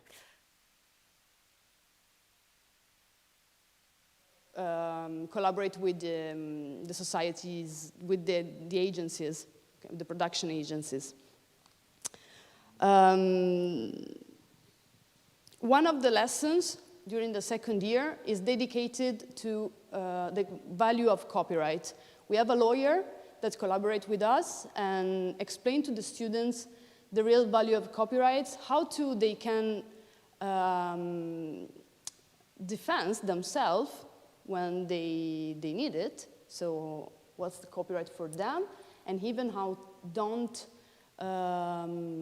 cross the line of copyright with their research, with their inspirations, and it's very delicate them, and I think that it's very important for students to understand it, even in the commercial world, not just in the artistic side.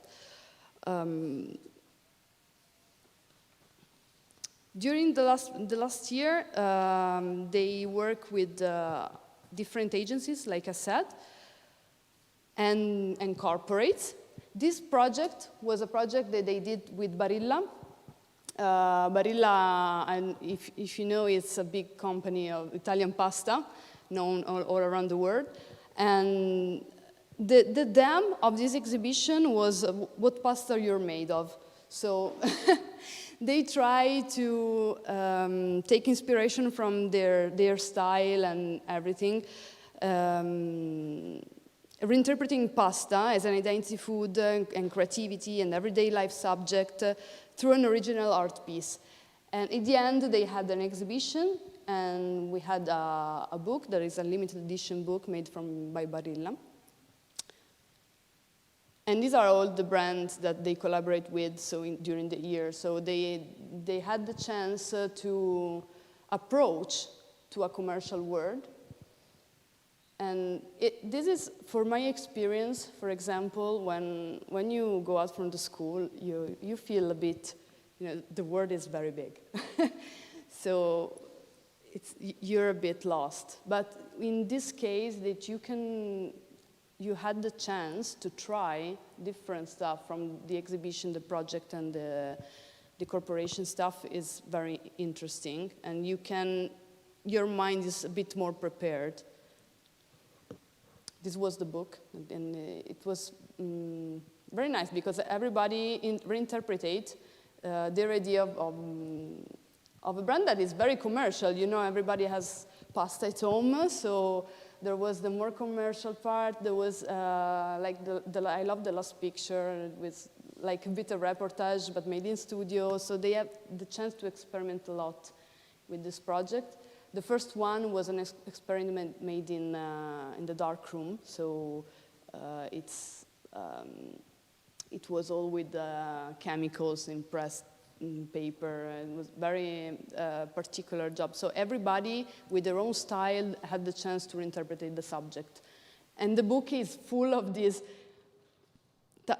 hundreds of pieces of different pictures, and when you think of pasta, you don't have the chance to think about creative stuff, and like this was very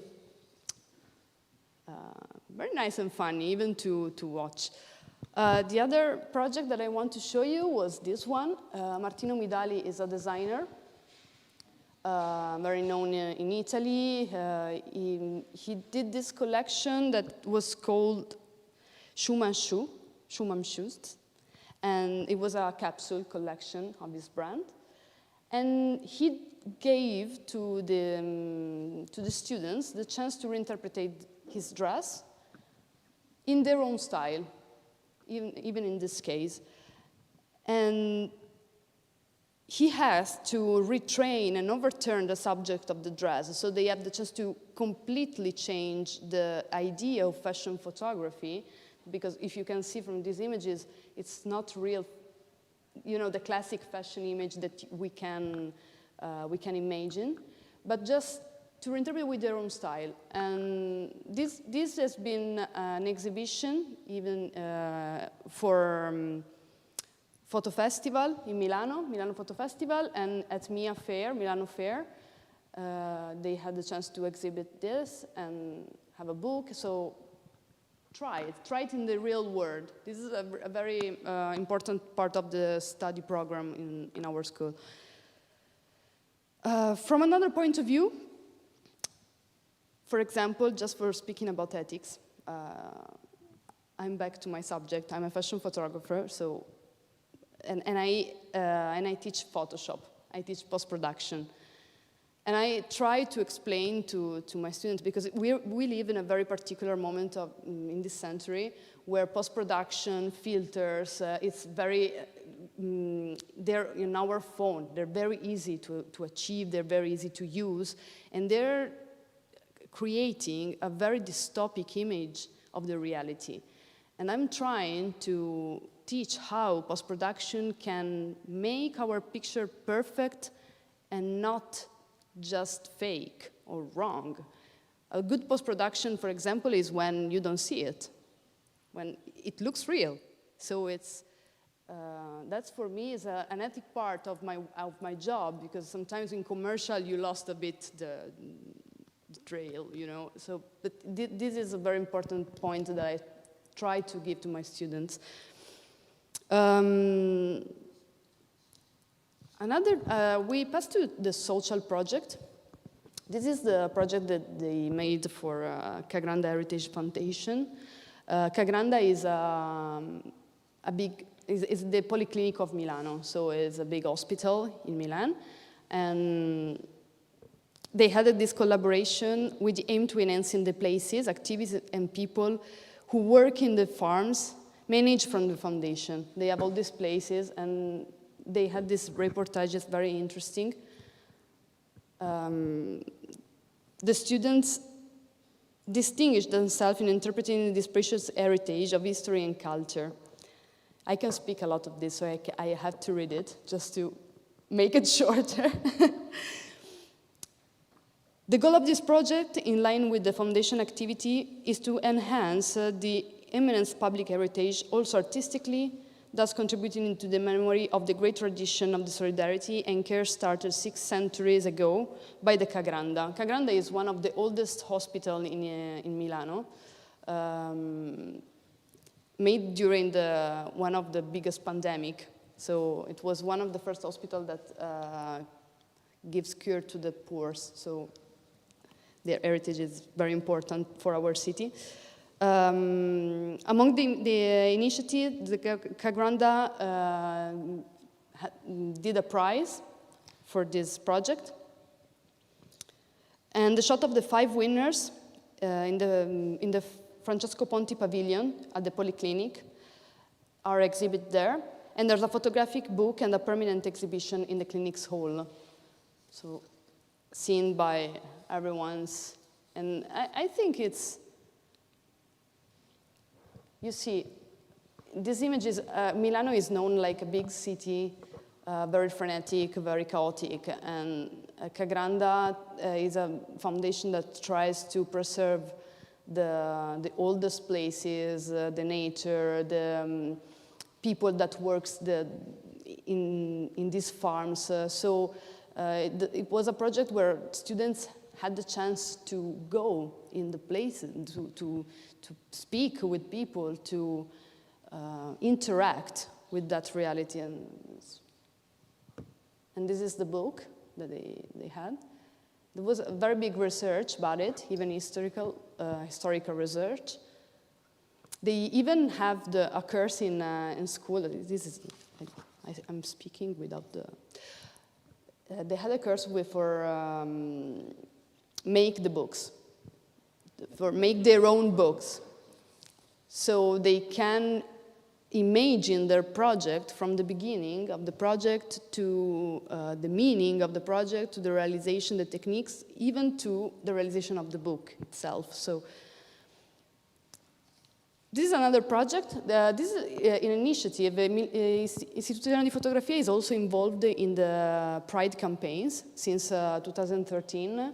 Every year, the students give their creativity to the Pride, to their dam, and we're really involved to this dam. So these are some of the campaigns. For example, I try to translate Civil but Not Enough is the first one, and Rights Without Border.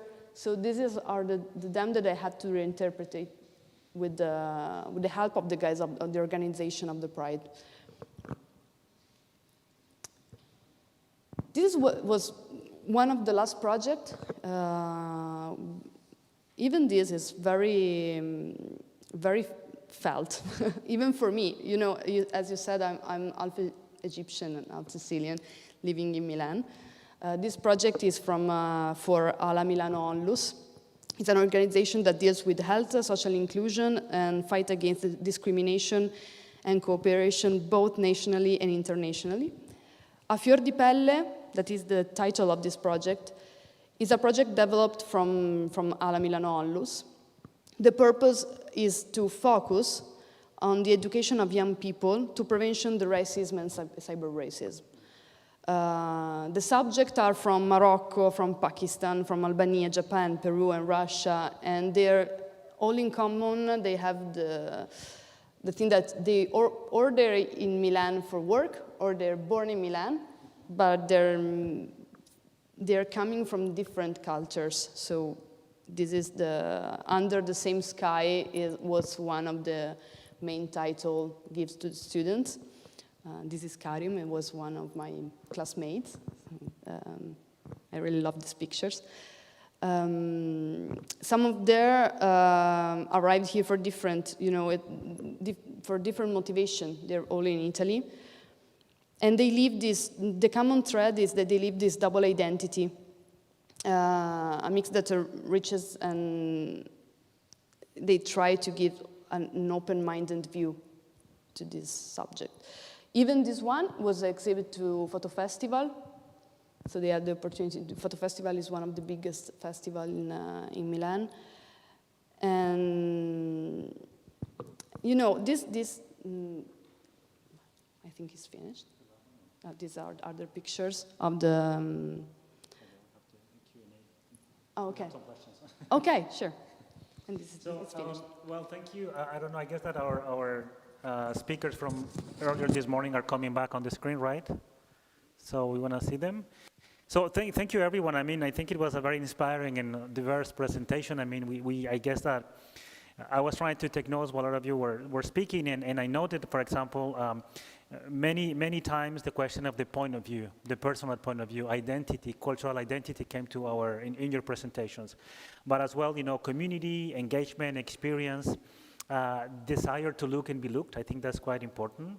And also, I mean, the question of power. I mean, and this is something that you just mentioned, Sarah, what you said, like, photography is a great power, but it also comes with a great responsibility. Yeah. So I guess that we as institutions actually have that power. And my question actually is for all of you that kind of presented different points of view of your work, what you do, but also your institutions. And then I was interested to know more, as particularly, for example, in Mickey's presentation, when the ethical concern for you as a photographer and for you working in an institution, there is this point of view that you take, I mean, taking those photos from distance. Actually, they're aerial views of a very concerning situation, right? And here, actually, what I see is we're lucky enough this morning because we have people from Russia, from the US, we have people from Brazil, from Bangladesh. So I guess that having all this richness and experience that you all have, my question for all of you will be how education and the increasing need for approval affect image maker choices from the ethical point of view. So how we as institutions, and some of you mentioned some ideas, but I would like to hear maybe if we could develop more, and I guess that we have some questions also on YouTube, but maybe if we can just maybe go quickly, if you can briefly respond to that question. I don't know who you want to start, since you're here, or? I can try to start. I think that speak and have a conversation is the main part. In all the faculties, you know, photography for me is just a media. It could be, I always say that it could be a pencil, it could be painting, it could be a camera, it could be anything else. It's just my way to express myself. So teach to people how to express themselves. Express ourselves is very important. We have all ideas, we all have qualities to express, and even for our culture, with different cultures, we all have these point of views that are important.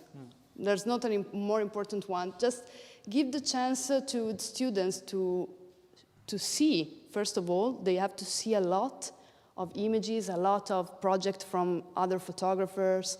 They have to learn it, to study that, and give them the chance to express themselves without fear. I think that's very important for me. Yep. Anyone from the online? I see you're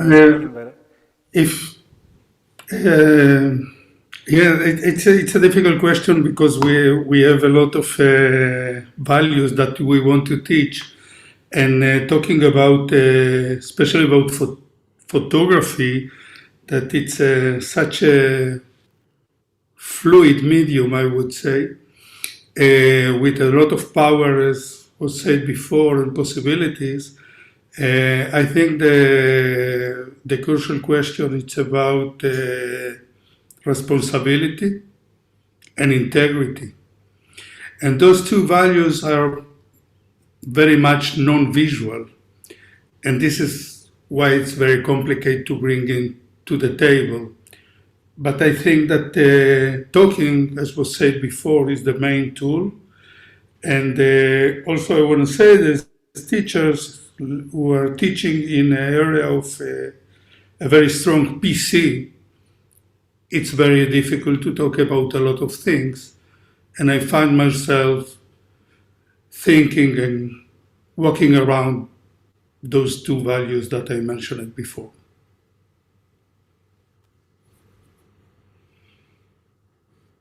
Hello? Yes, yeah, we can hear you. Okay. Anyone else wants to? Otherwise, we have questions already from the audience, from the YouTube channel. So I got a question for Andre. How can a viewer without a background in photography find the difference between true and manipulated photography? Without, yeah, that's a problem. How my father, for example, could do that. Yeah, I think, and also answering your first question, I think we must talk about to the students, talk about the circulation and how the images could circulate, and how their images could be transformed, how their image could be manipulated. That's a problem. That's one real problem today. When journalists go to a movement, to a passeata, and on the streets, and take a lot of people aid, as well as he can, as well as he desire. And we are producing images, and we lose completely the control of their using. So that's the problem. I think, I don't know if my father will learn about this, but the next generation, I think we must learn photography and manipulation of photography, not only in university. We must learn it on the regular schools. We must learn about how the images are produced and how they can be transformed, how they can be manipulated. So that's the problem. We need basic educational in image, as we learn another language. Here in Brazil, in the basic education, regular education, we learn Spanish, we learn nowadays English is in the grade, but we must learn about photography too in the basic school, you know. I think that's it for the next generations only.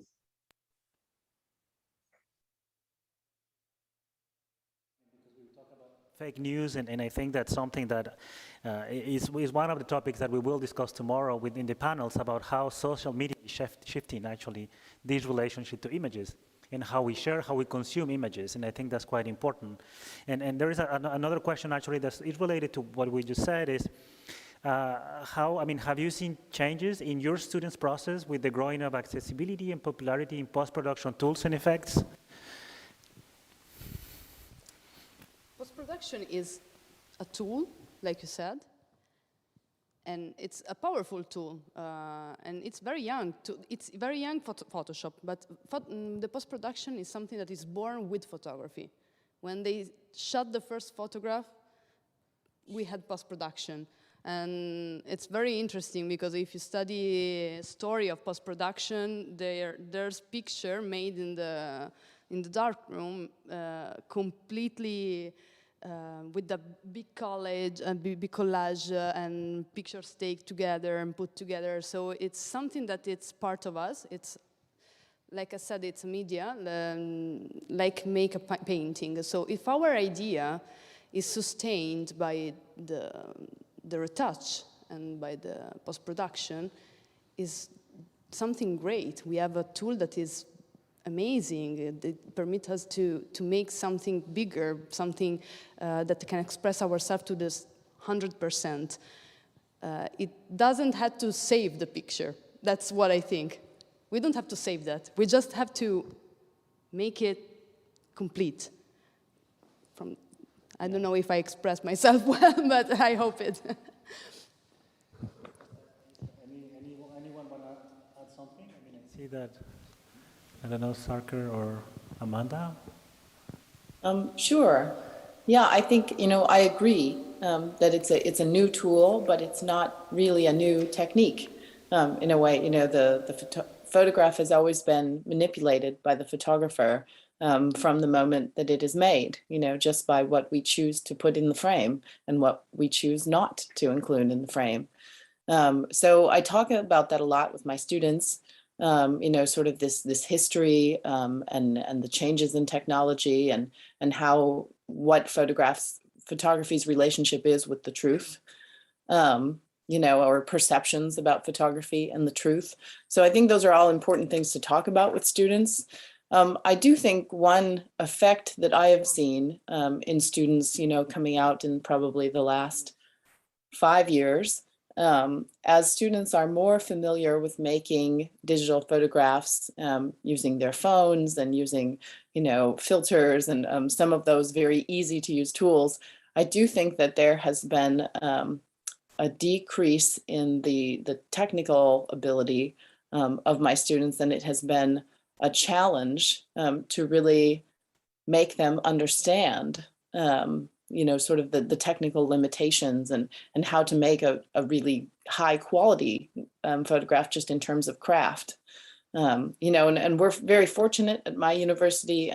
We have a darkroom, and we have a black and white darkroom and a color darkroom. And the first class that students take is actually a darkroom class, so a film photography black and white class. So I feel like that's always a wonderful opportunity to really teach that technical material and to help students understand it in a way that is not the idea that they can fix everything in post-production, but that they should actually make a good photograph to begin with. But I do think that's increasingly students are less interested in the craft and more interested in the creative tools. So I think there's a challenge there for me as an educator to get students to really care about the craft. Your presentation. Something that Amanda Sarker mentioned, and I would like to just take a little bit in a different direction, perhaps. I mean, as we are talking about, now everything is even possible within the touch of your phone. Like Instagram itself gives you so much filter, and what it can achieve to a digital image. 10 years before, people needed to know very good Photoshop to be able to do that, like that sort of tonality and all that. People don't need to learn it. Any person with a phone can, with a press of a touch, can take and change image, whatever it looks like. Even 10 years before than that, people needed to work very good on darkroom. So I feel like this technology will go always so farther that these discussions will also be at a point will also be difficult to kind of grasp into, like, where do we draw the line and what do they, what can they learn? But another thing that has been concerning for me a little bit, like I'm a bit curious and I would like to know if any of you have thought about or have been facing is, for example, I have studied photography 10 years back. Who taught me photography, they studied 10 years even before. So the students that I am teaching nowadays, generation, if I'm trying to understand, at least I can talk about from this continent, this is a new generation, not only social media, but Netflix, Amazon Prime, and all these different, online streaming visual resource with so much, post-production and color grade and all that. And I do feel like this new generation are much more visually equipped by default than probably who I was, when at that time. But what has been more challenging is to kind of create a more stronger sensibility for the students to be more curious about the world and the society that is outside. And to be not, I wouldn't say responsible for it, but be more concerned about it, Even the educational system has become such a product, that we buy just like any goods from the market. So the whole system and the economical system that we live in is so much, obviously shaped by the capitalism. How do we as a school or an institution or just a learning space can create a environment where these younger, like in their 20s, students can be more aware of, how everything is literally going in the worst state we ever lived in this planet. And I think that is a much more concerning space that I find myself much nowadays, because I mean, they're smart, they're all, but I think I had, when I learned at least, I had the beautiful time growing up in a generation when I didn't had a social media perhaps, or I didn't had all these things that will keep me at home all the time. And now, of course, with the pandemic, it is much more sometimes has become a reality. So is this something that any of you as a school or as a teacher have, not struggle, but, have felt concerned about?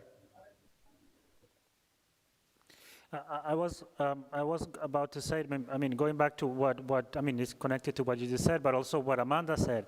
I felt that by listening to your presentation, I felt that willingness from you as a faculty, as an educator, to allow the students to play themselves, to kind of raise their voice. And I really appreciate that, seeing how you mentioned about how to educate, and they go through, the historical context, but also their practice and their own personal creative process.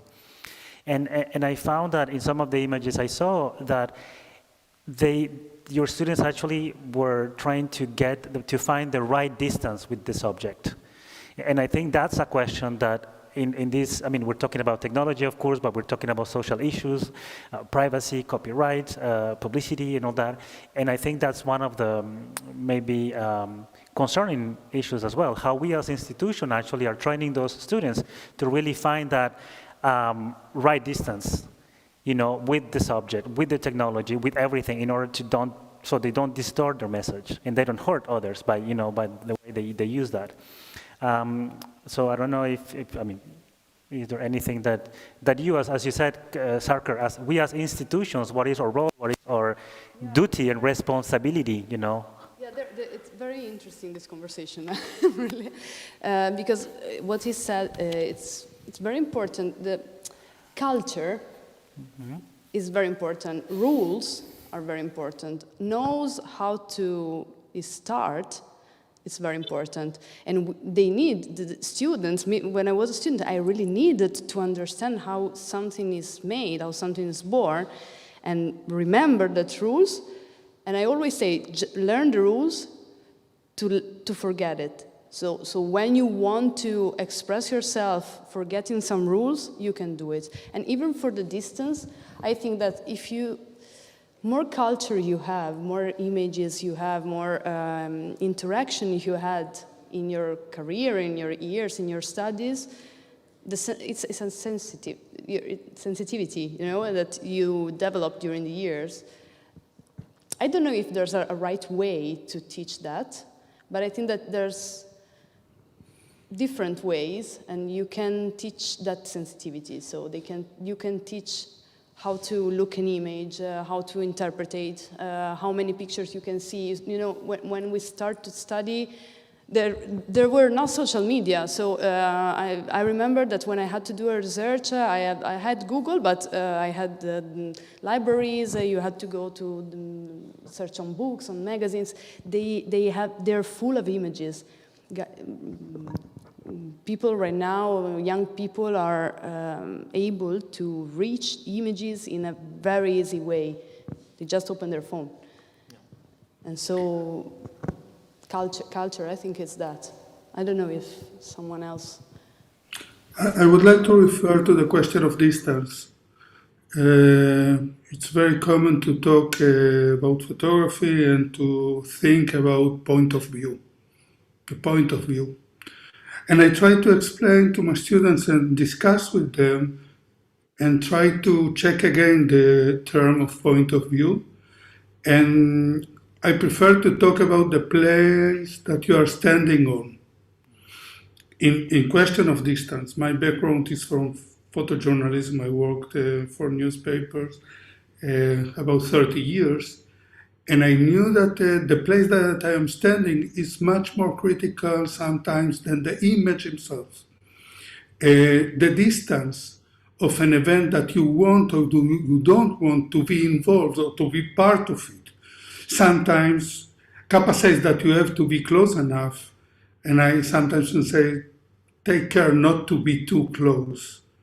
And this is to think or rethinking about the role of the photographer in different events. I don't know if I'm clear enough.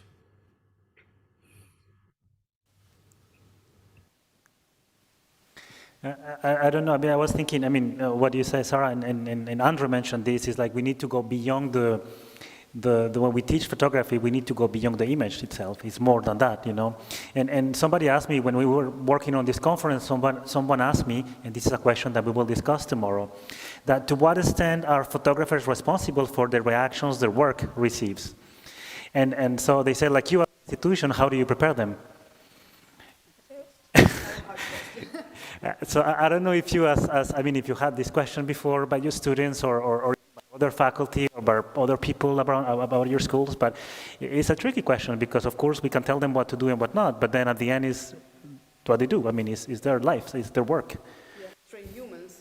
Yeah. All the faculty has to train humans. So, like I said, more they know, more they see, more they approach with, more they're able to develop later. So I'm speaking, for example, it's a very simple example, but I'm a fashion photographer, so it was very interesting to see from a reportage photographer, a reportage teacher, how's the approach, and it's really important because sometimes, you know, it's even a dangerous job, this one. So it's even from the message to to the practical job. And for example, I always say to treat well your models.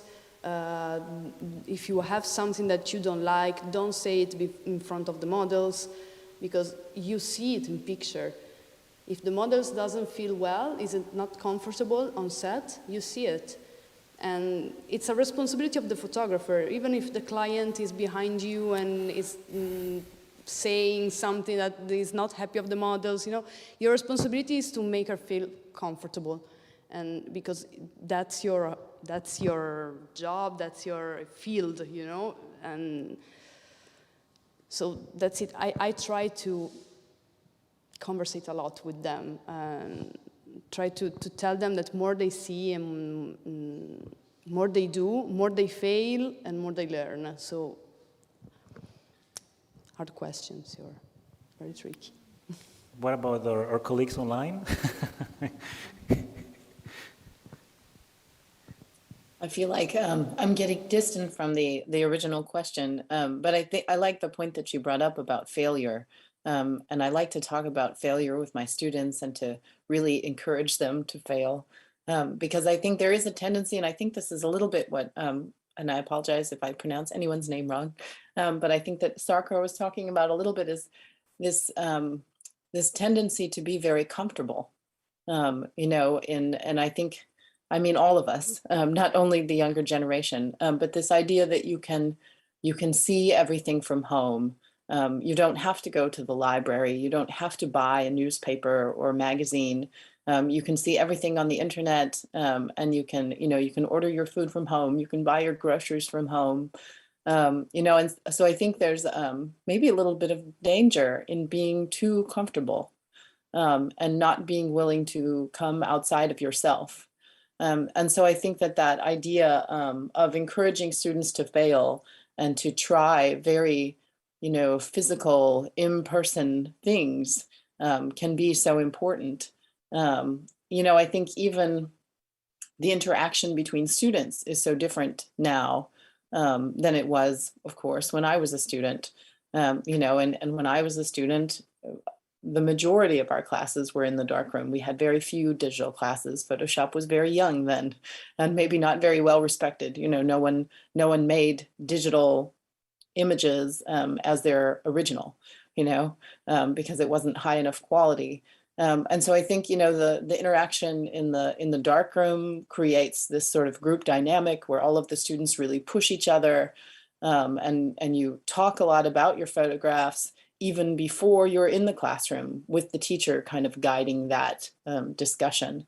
And these days, the students tend to work much more separately, at least my students. You know, they tend to work much more separately, much more in their own heads, you know, and they come and they print, and they don't talk about the images together until we're in class. And I'm sort of guiding that conversation. And so I feel like, you know, the learning is happening in a different way. And I do want my students to push themselves outside of being too comfortable, and to really, go experience things in person and talk to people and be part of the community, as others have mentioned.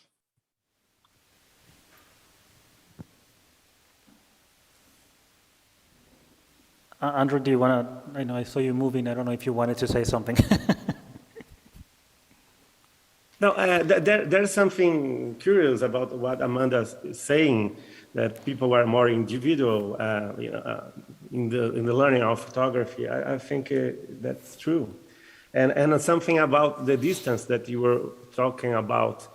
I think we don't do a photo with the eye only. We do with the body, and the body lives with another bodies. Lives in a certain circumstance. So, but now what I'm feeling is that we are not doing with the bodies anymore. We are doing manipulating in our own home, in our computer. We are not using the body to take pictures, I think. That's a new thing. And that's the problem with the ethical practice, We got a question regarding time and money. We live in an age of haste. Everything changes quickly: scenario, technologies, information. Visual makers have little time and money to produce works. How do we prepare them to compete in such a challenging market?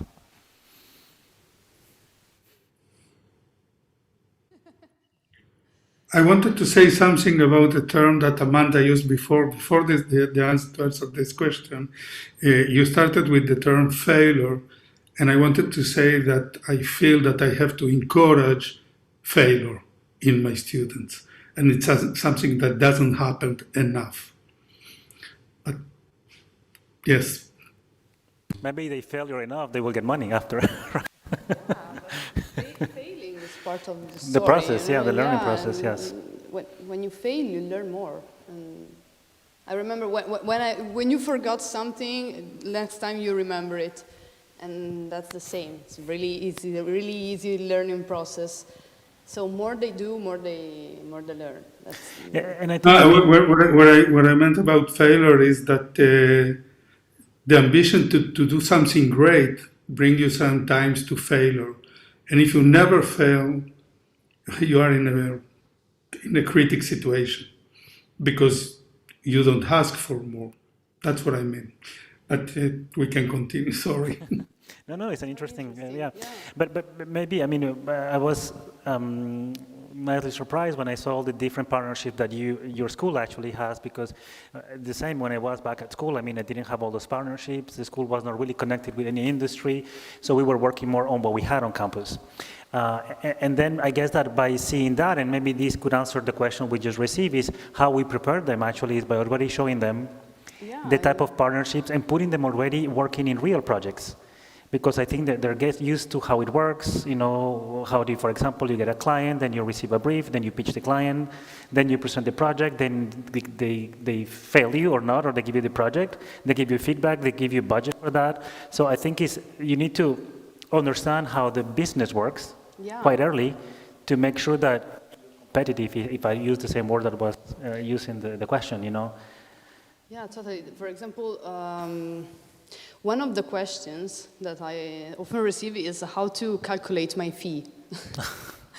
Because sometimes the Outix team, that when you're creative, you always need to be approved that your project worked, and you don't really feel when you start how to calculate yourself money.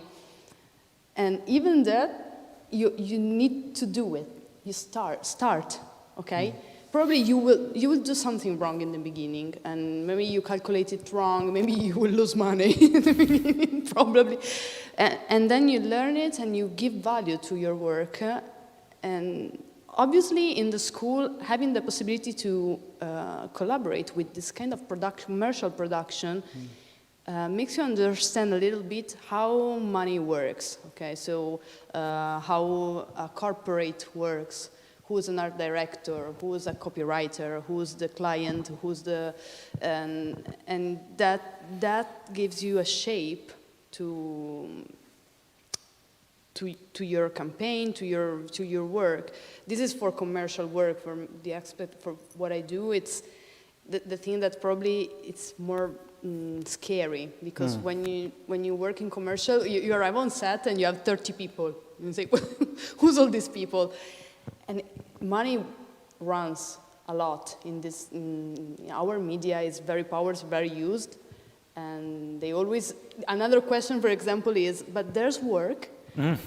Yes, guys, there's work, but we are a lot. Yes, but we are a lot in the planet. We continue to grow. So we don't have to have fear about that, because the process continues to develop with humanity. So we grow. So that's it. We can speak hours about this. Do you address that question? I mean, money in your curriculum? I mean, how do you can maybe, of course, not as it is as money, but as kind of a maybe marketplace in photography? How do they prepare your students actually?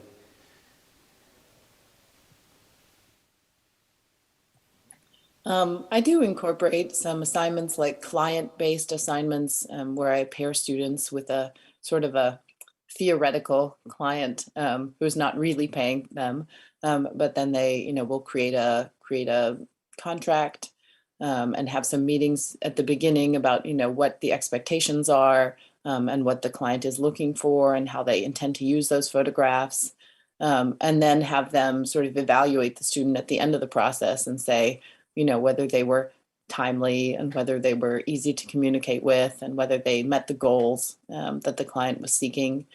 So I think, there are ways to approach that in class. I'm teaching in a fine art sort of a setting.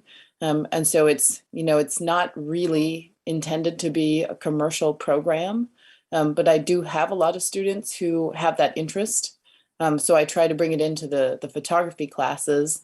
I think the best experience, I have started encouraging more of my students to do internships, particularly in the summer, but also, during the semester, if they can find, someone to work with who is close enough to where they are during the semester.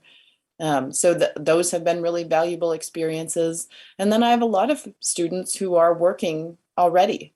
As students, making portraits, probably most commonly, but doing photographic work. And so, it's the conversations that we have outside of class where they're asking those exact same questions, how do I price my work? How do I interact with this person as a client? And being able to give them some resources, like examples of how to make an invoice or an example of how to sort of provide a quote for a service. So I think the students my students who are most interested in that are doing it on their own. And then our conversations about it tend to be more one-on-one rather than in class. But I try to sort of introduce the idea of working with clients, in some classes that happen early. It's their second photography class, which is digital, where we introduce that client-based assignment. Yeah, for example, one way that listening, Amanda, I thought about that, is to give the chance to develop a portfolio and explain them that that's one thing that we do at the second year, how to present it. So you did a portfolio of fine arts, you did a reportage portfolio. Who you can contact with this portfolio? Who's the agencies that you can call or write and send that portfolio?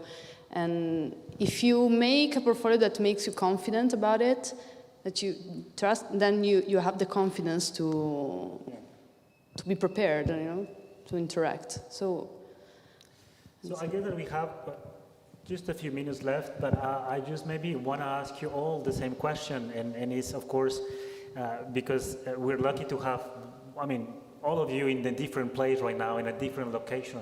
And I guess when we think about ethics, the meaning of ethics in the country where you are, in the region where you are, is not the same. I guess that the access to ethics, the freedom to talk about that. I was actually, Feodora had to leave, but I was looking forward to hear her response actually in Russia, how ethics could be addressed in a curriculum, you know. But also, I don't know if Sarker is still around. I don't see him anymore. Is Sarker around? No. Yes, I'm here. Okay. So yes. So if you could briefly maybe just discuss about how is this situation in ethics, and when you receive this invitation, how do you could maybe frame this ethics and photography and maybe your personal work as well. I mean, it would be nice to hear from the rest of us that how the situation.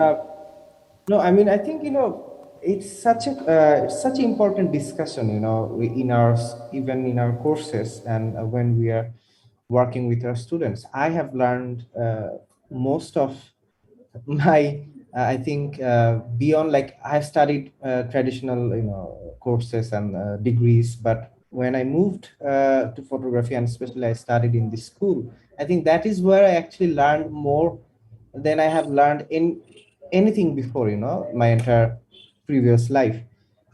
Because the school itself was founded in a position where we realized that for many years, there were Western photographers who used to come and do stories on Bangladesh, about Bangladesh. And what was the result? The result was basically a very stereotypical cliche, narrative that has existed, which was not created by us.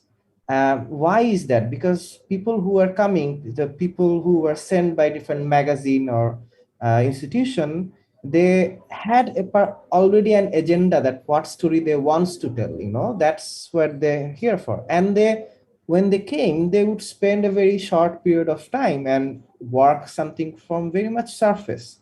So that was something, and what happened was the stories from Bangladesh were always about poverty, always about disaster, which can be true in many contexts if you compare to different continents, but that is not the entire story. There are much more other stories that exist here. And even those stories of, disaster or, violence, they are also much more complex than how it looks from outside.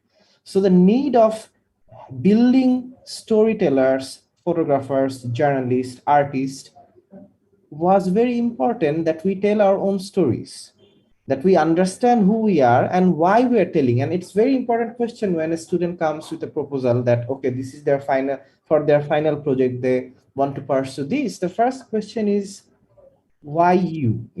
What is your relationship with it? And of course, I mean, these are bigger discussions, but I think that was very much embedded from the very beginning. But at one point, I think after almost a decade, it felt like the school also realized that it is also repeating itself, because there is also an existing language, the visual language of documentary photography, or what true reportage is. Like, what is truth? That's another discussion we have in photography. And for somehow there is a belief of certain image only looks or represents in photojournalism will look like truth. And we realize that we have established a language which is always very, which looks at to community, to people in a very close distance, and with this very strong language that started from Eugene Smith, Salgado, and all that, age of Magnum and all that visual entropes, also became a cliche for us. And that felt like a very, mono language, instead of a school should explore multiplicity of language in image, multiplicity of stories, more personal stories. Even when it's a story about something maybe larger, the artist or photographer will have to find their own position within it. And I think through that realization, after a decade, I think the school also really reconsidered what are taught, what are being aspired, and to push more, towards the interest of the. I think the way I started photographing, if the school didn't allow me to do that, I wouldn't find my voice. And I think that's the most beautiful thing that school has done for me. When I was coming out from very different image that didn't existed here before, they didn't. Of course, they encouraged it. They didn't stop me doing that. Oh, this is something we are not used to. This is not how. Why would you tell a story about your grandparents or your family, or why would you look at the this disaster in this lens? And I think that was important, very crucial to cultivate from the perspective of the students, and also make distinctions. This is many different voices can exist. Somebody can work from very touch points. Someone's work will always fit in more in a gallery space. Perhaps somebody will work in books, and I think that's how we have been trying to be, at least for last few years. But again, in a place where there's no existing industry, I think which dictates us, that also probably allows that freedom. If I may, to talk about the ethical challenge, Right.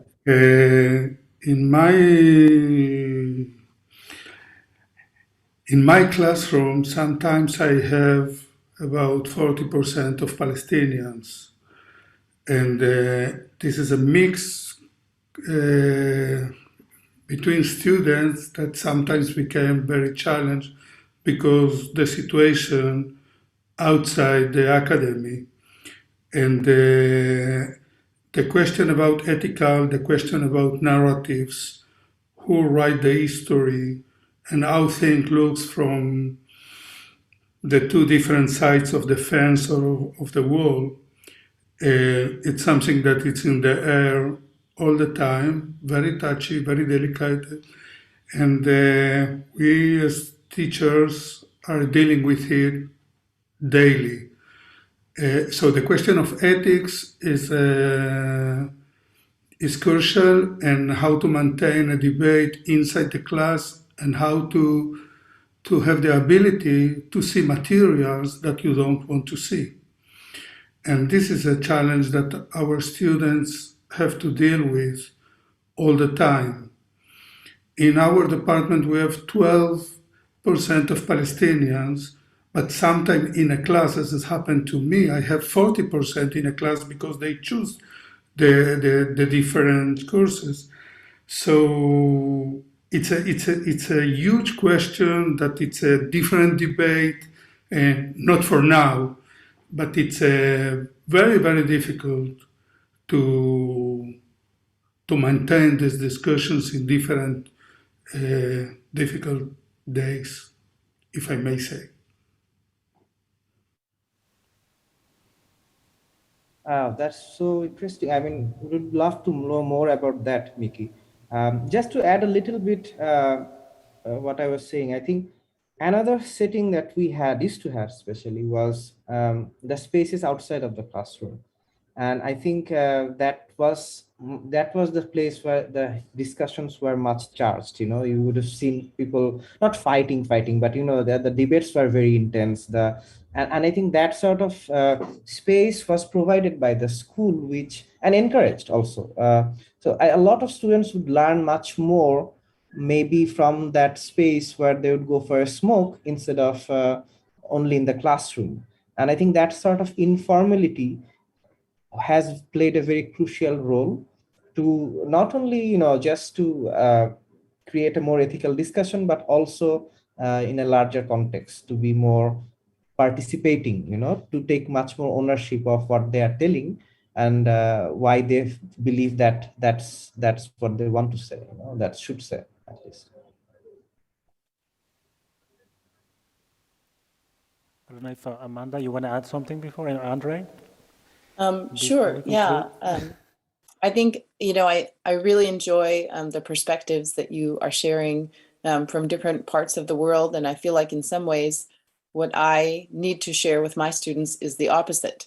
So this idea that there have been Western journalists who have gone to different parts of the world to represent other people in that sort of more shallow way, where they have not been there long enough to have a really deep understanding or to have the history and the experience of being inside the situation. And I continue, it surprises me a little bit, but I continue to have students who are very inspired by older journalism that includes travel and photographing other places and other cultures, and who come to me and say that they want to be a National Geographic photographer, and they want to travel, and they have this sort of romantic idea of what a photographer can be. And so in some ways, my questions to them need to be that question of, well, why should it be you? And, are you the best person to tell this story? And so to give them that awareness of, maybe they should tell their own story and allow others to represent themselves. Well, here in Brazil, we have nowadays a concept we call lugar de fala, that we can translate something like speaking place. Which is your speaking place? If you don't know the reality of the other that you're gonna represent, you're not allowed to do that. You're not allowed to represent Negroes if you don't know about them. If you're not Negro, first of all, that's a very present discussion here nowadays. Or we will need much effort, much studies, and you need to construct your own biography between these people, as Amanda said, so you will be allowed to represent them. Well, anthropology, documentary school were based on representing the others, always the others. And now, what can we do?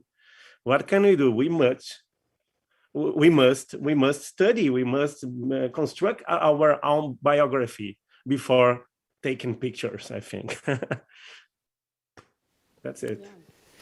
Well, do you want to? It's very interesting. It's very. I listen with a lot of interest, and it's nice to see how different is the point of view. Here in Italy, we have a different condition than all around the world. Ethic is a very big question, and that's why probably it's thousands of years that we study about ethics, because humanity needs to have the keys for ethics, and we really have this feeling to interpret it very well, to try to interpret it.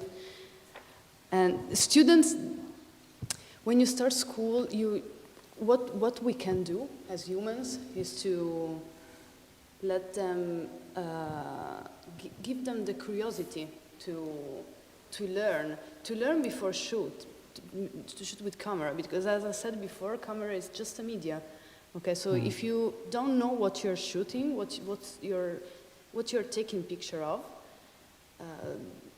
you have an empty picture. Okay, so study before it and understand, and maybe speak with people and maybe interact with them. I'm thinking about photographers that I knew that had a project in Lampedusa. Lampedusa is an island where arriving a lot of immigrants in Italy with these little boats from Africa, and the condition of the people that lives in the island, not you as a photographer, you're just a point of view, but people are there every day, all year, working with their hands, so speak with them and learn about that. So it's a responsibility, it's a big responsibility, and ethics for me, but it's my point of view, it could be that.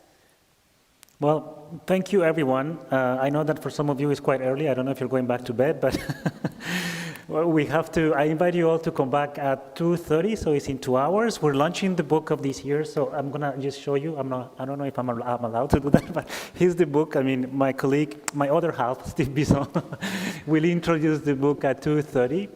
And then we're gonna be talking from another perspective, which is more professional learning setting. So we have guests from galleries, different institutions, private cultural institutions. So I think it's going to be another discussion, and I think it's going to complement what we started this morning, and I hope that this conversation will continue.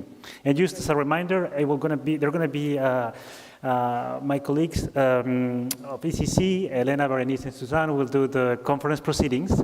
So there will be actually more time. I know that some of you actually submitted already very interesting papers with more information on what you presented this morning. So in the conference proceedings, we will have the time to read more about what you do. Thank you very much. Thanks to you. Thank Thank you, you. everybody. Bye. Thank you. Bye-bye. Bye-bye. I think it.